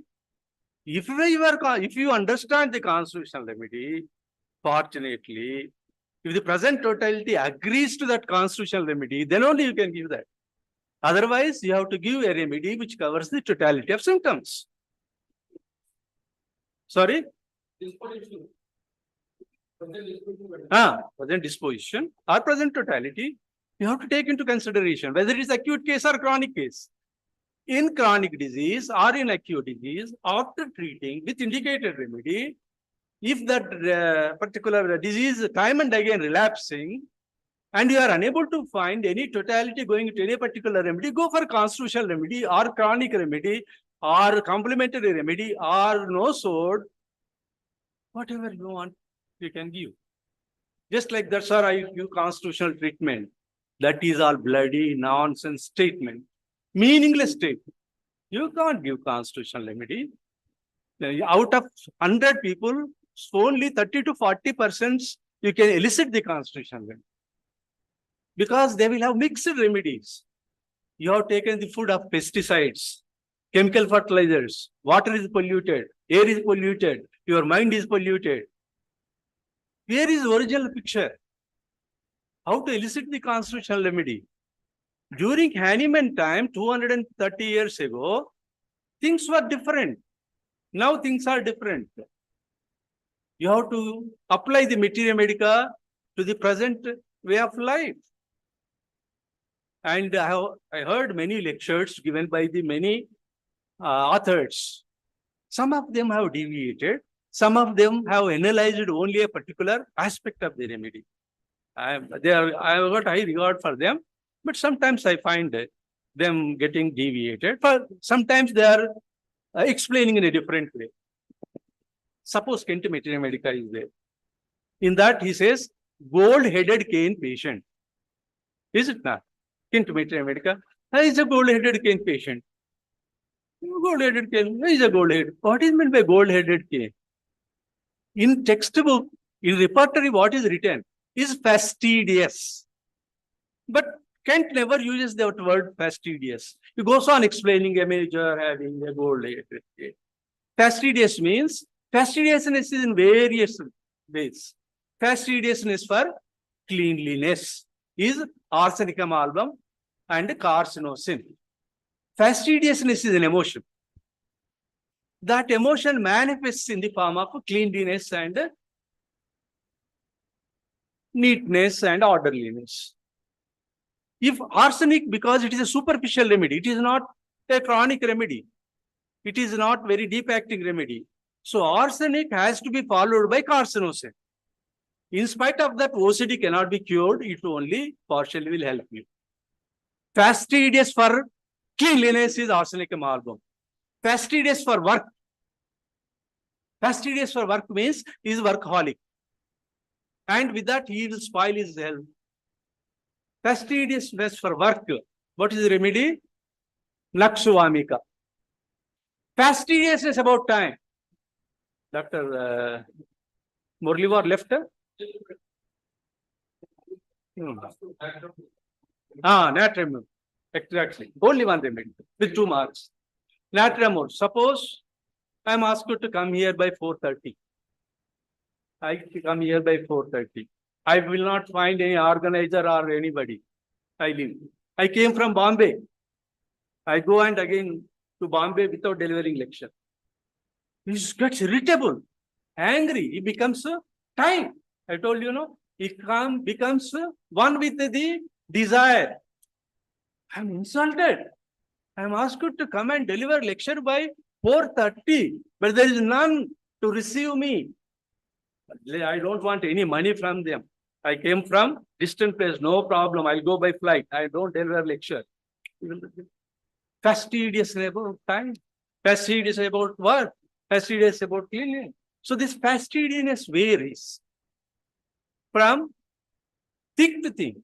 So in a remedy, fastidious means you can't give arsenic. You can't give carcinosin. You can't give nitramur or naksuvamika. What about this? What is the nature of fastidiousness? That's more important. Fastidious means is very particular.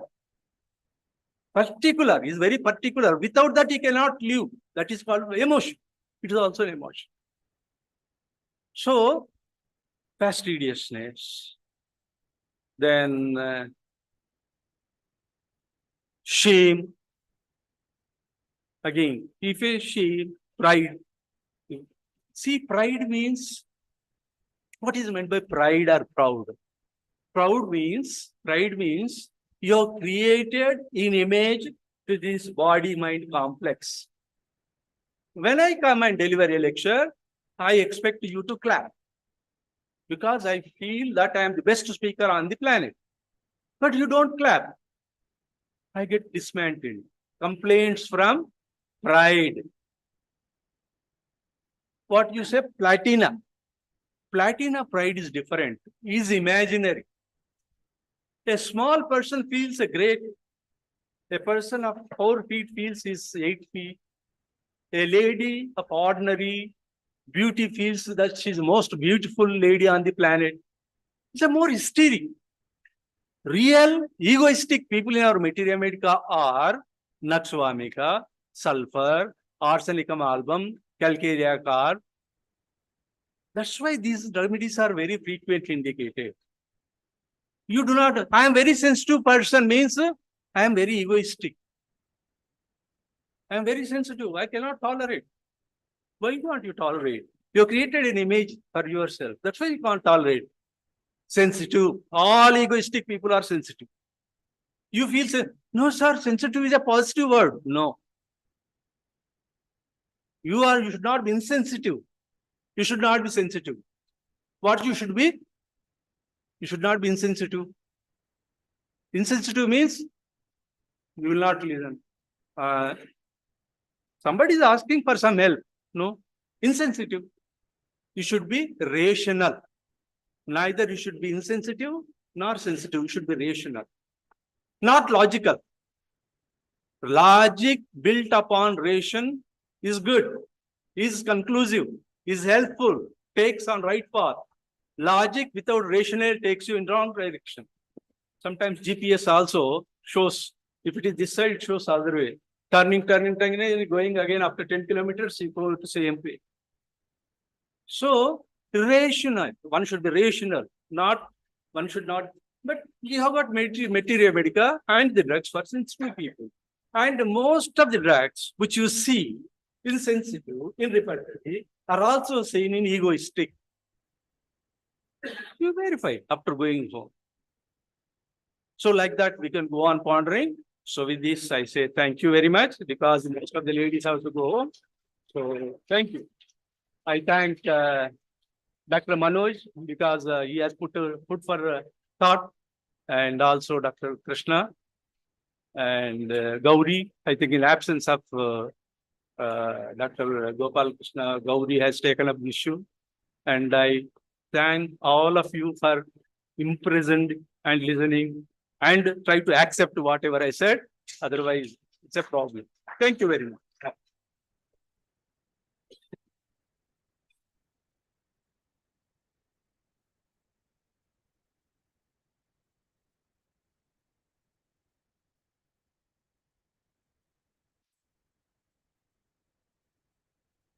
Thank you, sir. Thank you for your elaborative talk. Now I call upon Dr. Venugopal Gouri, sir, for the interactive session.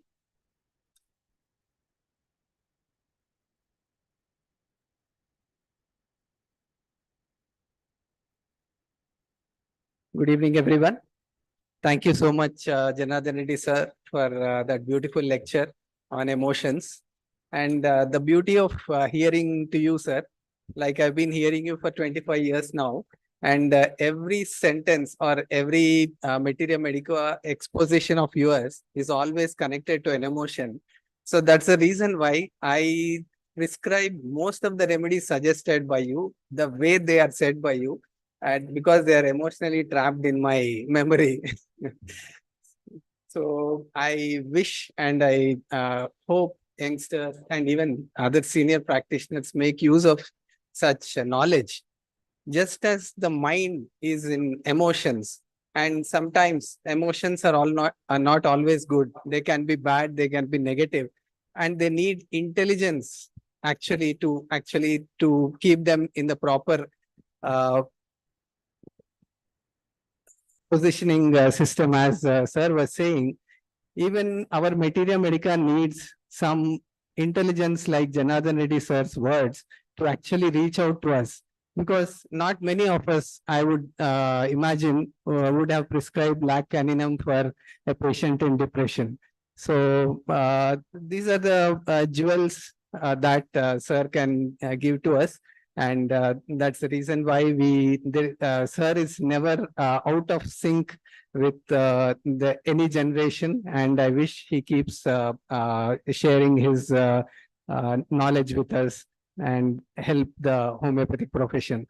Thank you, Dr. Manoj, also for speaking so well and actually paving the way for Janardhan Reddy sir's lecture. And it would be interesting to hear from you. You said you've been practicing for 25 years in a particular mode, and you been influenced by certain thoughts, and then you thought you could do it some other way. You said, like you see a patient with joint pains, you can see that this patient has probably, you ask the question related to his probably mental makeup. That's what it gets confirmed that that's the emotion that he was attached to. How has that actually helped your prescription? If you can come over, I also request Janardhan Reddy sir to come on stage and please sit here so that if there is some interaction, you can just. Yes, sir. First is I have asked some. They have very much in their mind.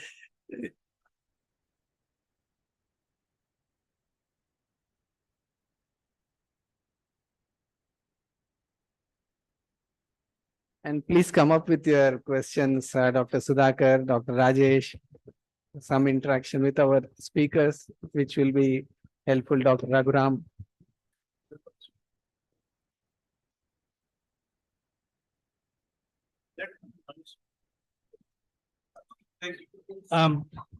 The question is essentially, how has my changed approach to patients with my interaction with sir, my study of GNM changed the prescription? I'm very fascinated by this prescription. I don't know why it is, but right from the college days itself, everybody focuses on what is the prescription. You only want to know what is the drug given. If you go sit with Dr. Janardhan Reddy Garu in his OP, he might give different, for a rheumatoid arthritis, he might give different drugs to different people. How does knowing what drug that he has given help? So I always tell these youngsters also, don't look at what drug is being given. Look at how the doctor is connecting with the patient. What is the question that is being asked to the patient? What is the patient replying? What is the next question? Or what is sir observing in that patient? Prescription is the last thing. To answer what Dr. Venu asked me, my prescriptions have not really changed. It continues to be the same. It is just my approach towards the patient that has changed. I'm a lot more patient. I interact with the patient a lot more. I connect with the patient a lot more. A lot of patients now cry when I'm talking to them. They explain to me their innermost fears and insecurities, and that itself is a huge connect. That's more powerful than the drug that you give. Trust me. It's more powerful. There was a phase in my practice where I used to give only healing. There was one lady who used to come with severe skin rashes all over her body. She tried homeopathy, allopathy, steroids, immunosuppressants, everything she tried, and she was going to commit suicide. The husband caught her and came to me. I said, look, I'm not going to give you any medications. I will just give you healing. And I just gave her healing.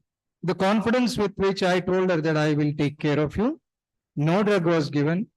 She's still absolutely fine now. She's still alive and she's in touch with me. So I don't think it's the medicine. It is the approach to the patient that has changed. It is not the prescription that has changed. I continue to practice the same way because it has always given me success. But then I was doing transaction. Today I'm feeling very happy. I feel very energetic and very good after seeing patients. Thank you. Any other questions? You can.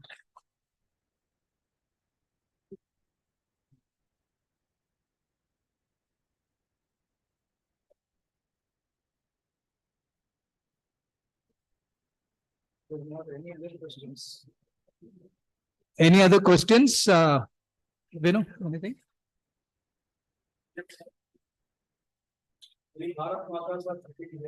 So the question is there any difference between GNM and homeopathic thought? I don't know because I don't understand GNM at all. I tried my best. Believe me, I read a lot, but it was so complicated that I really couldn't understand. All I could understand is that GNM believes that it is the conflict that causes any disease. And I completely agree because even in the allopathic fraternity, 80% of the diseases, the cause is unknown. When the cause is unknown, I cannot think of anything else but emotion that is causing whatever disease is there. So GNM tries to find out what is the cause and then work on it in a spiritual way. Homeopathy creates awareness. I'm saying, sir can explain. This is one sentence that I've always I've learned from sir. Sir said, I said, sir, how does homeopathic medicine work on a person? He said homeopathic medicine causes awareness. All I could understand is, like sir said, secret. As long as you think it's a secret, it's a mystery. You suffer. The moment you know what it is, the suffering ends. So sir told me one sentence which has been stuck in my mind. He says homeopathic medicine causes awareness. And I think it's a good opportunity to ask sir, how does homeopathic medicine cause awareness? Or what is awareness? I don't think sir is listening. How does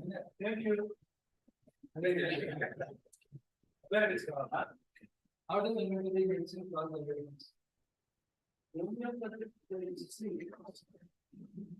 Homeopathy, no medicine on the planet can cause you awareness. Medicine can treat your emotions. Awareness is positive. Awareness means your mind should become subtler and subtler, knowing things as they are. World doesn't exist. World is created by your own mind. That is awareness. How many of us? As long as we have got mind, you do not know what is exactly meaning of awareness. But mundane awareness, worldly awareness is known to us only by living in the present. You have to live in the present. Suppose you are living in the past or fantasizing about the future, it's not awareness. Meditation means awareness. Awareness means meditation. Awareness, meditation means living in the present. If you are living in the present, that is awareness. When I am talking to you, you are thinking about your past or you are thinking about your future means you are not here, you are not in the present, you will not have awareness of my lecture. That is all. This is called mundane awareness. That is spiritual awareness. Medicines will reduce your emotions. Medicines will reduce your anger and negativities. Awareness is a positive trait of the human being. Everybody is expected to have. When desires come down, emotions come down, your attachments with the world outside come down, your awareness, your presence of mind in the present will happen. That is awareness.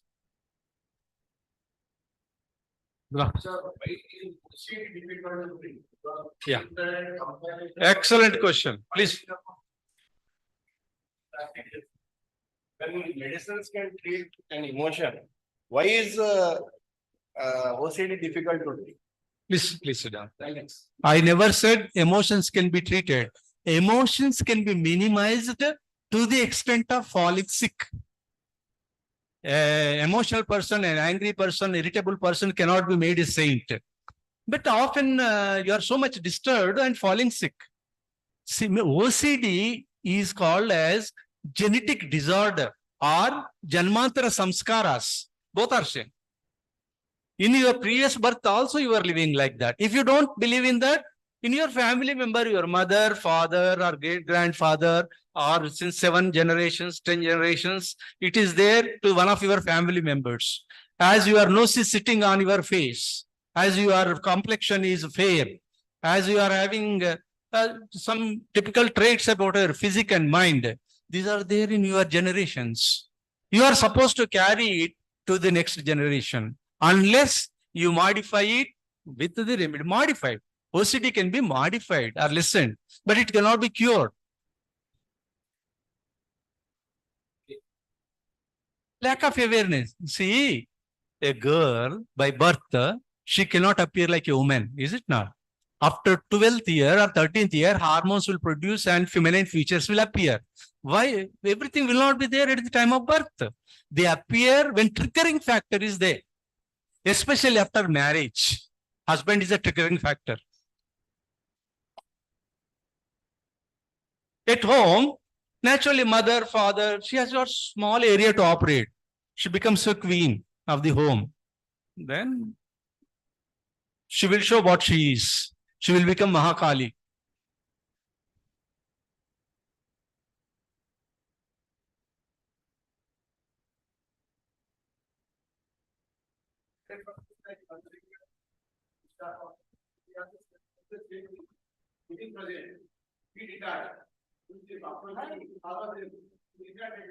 See, living in the present is not like switching on and putting on lights.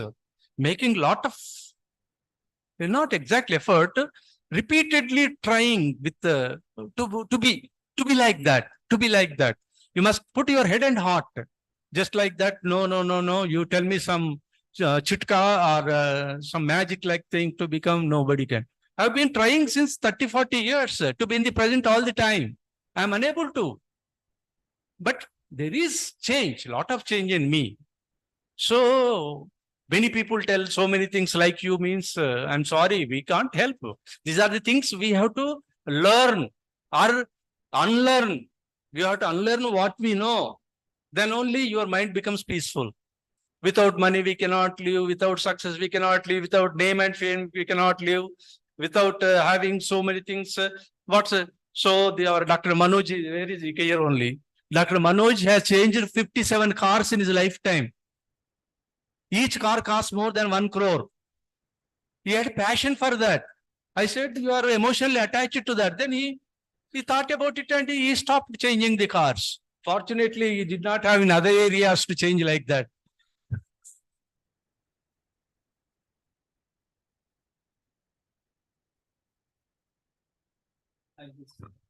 So just to carry forward what Madhu said about being in the present. Sadhguru also says, being in the present or the truth is not in the words that you speak. It's in the way you are. So, which means that a lot of us speak a lot, but we are not that. So there's a difference between speaking and being.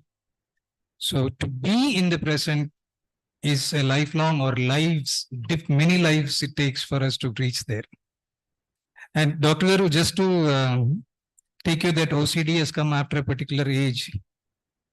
I keep talking to people about cancer.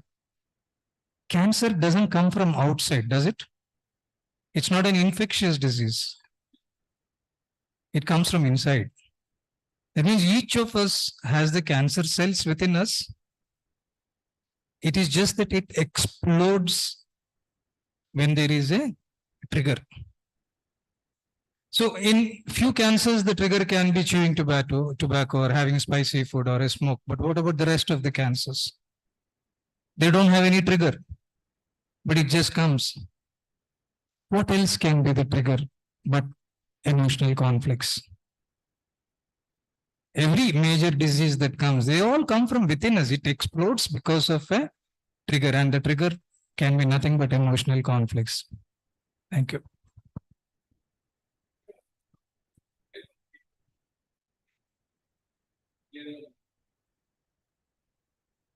Yeah.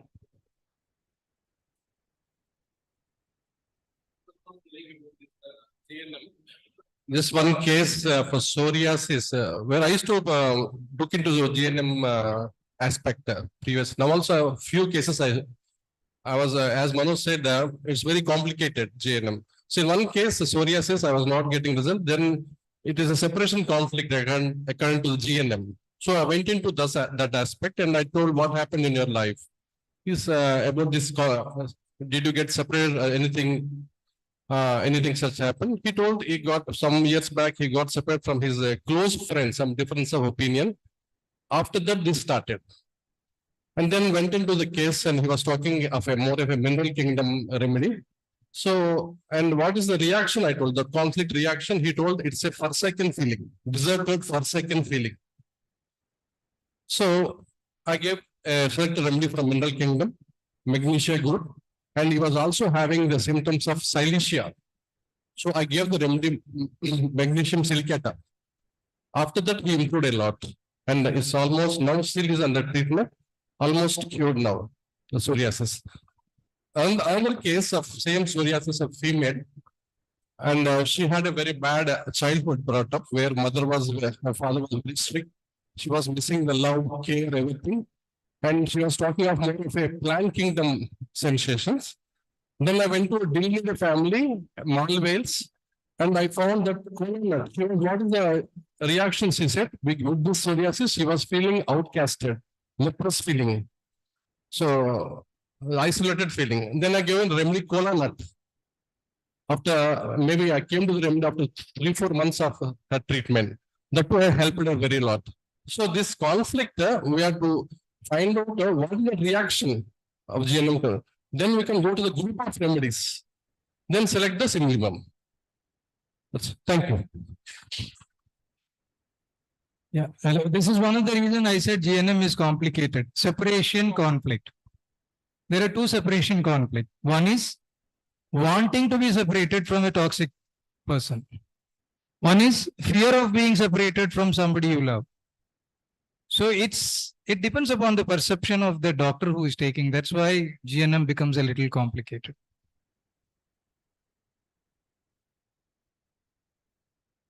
Thank you, Dr. Rajesh, for that interesting case.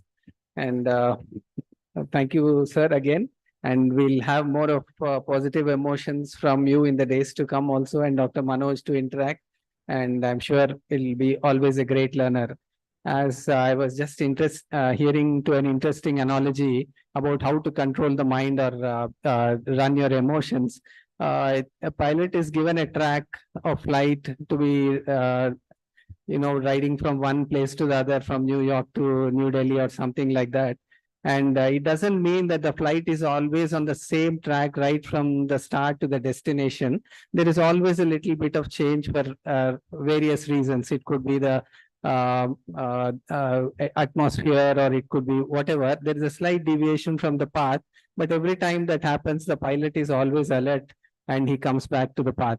So every time there's a negative emotion, I think it's one plus or one more of positive emotion that brings back the flight back into the path. And thank you so much. And it's time for more positive emotions, as we'll be felicitating our speakers with regard and respect. I request my young friend, Dr. Shruti, to take over.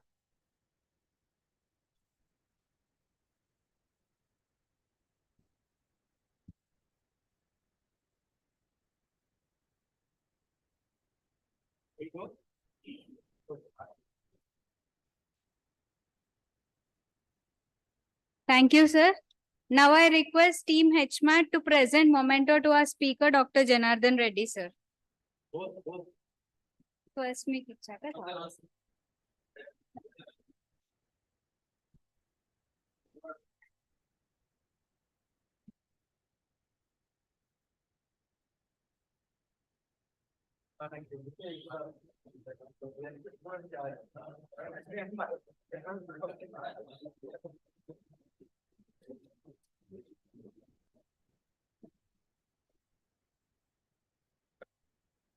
Dr. Raghuram.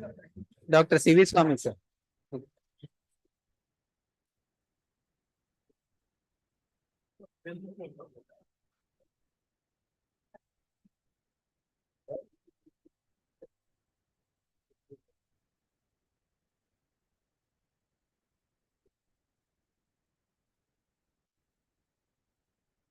Next, I request our team to give the Memento to Dr. Manoj, sir.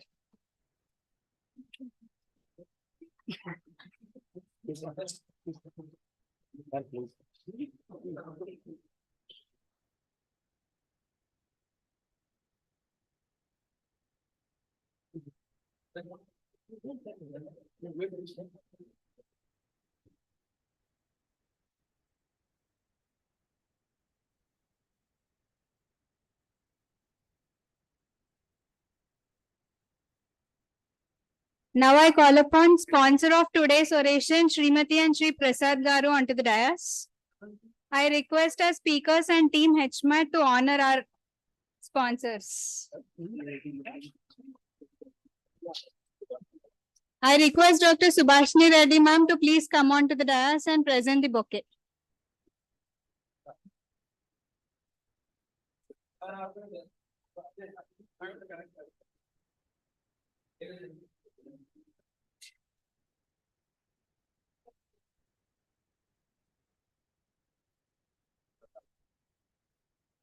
I request Dr. Kalpana ma'am to please join us.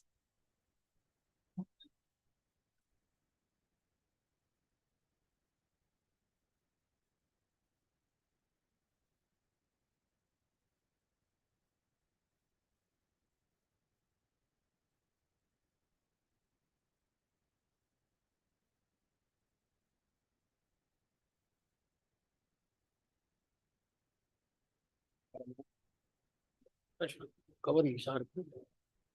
Sharp Janardhan sharp cover.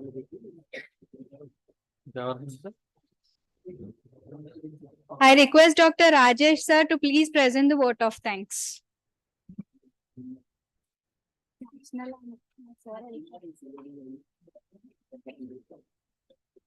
The dinner is ready in the downstairs. After the oration and the national anthem is done, please have your dinner.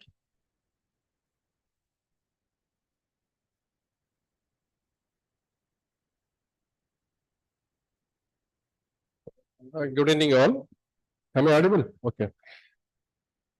I stand here today to express my heartfelt thanks to all those who made this event, this oration of Srimati Raj Rani Kapoor and Dr. Ramesh Babu's memorial lecture possible.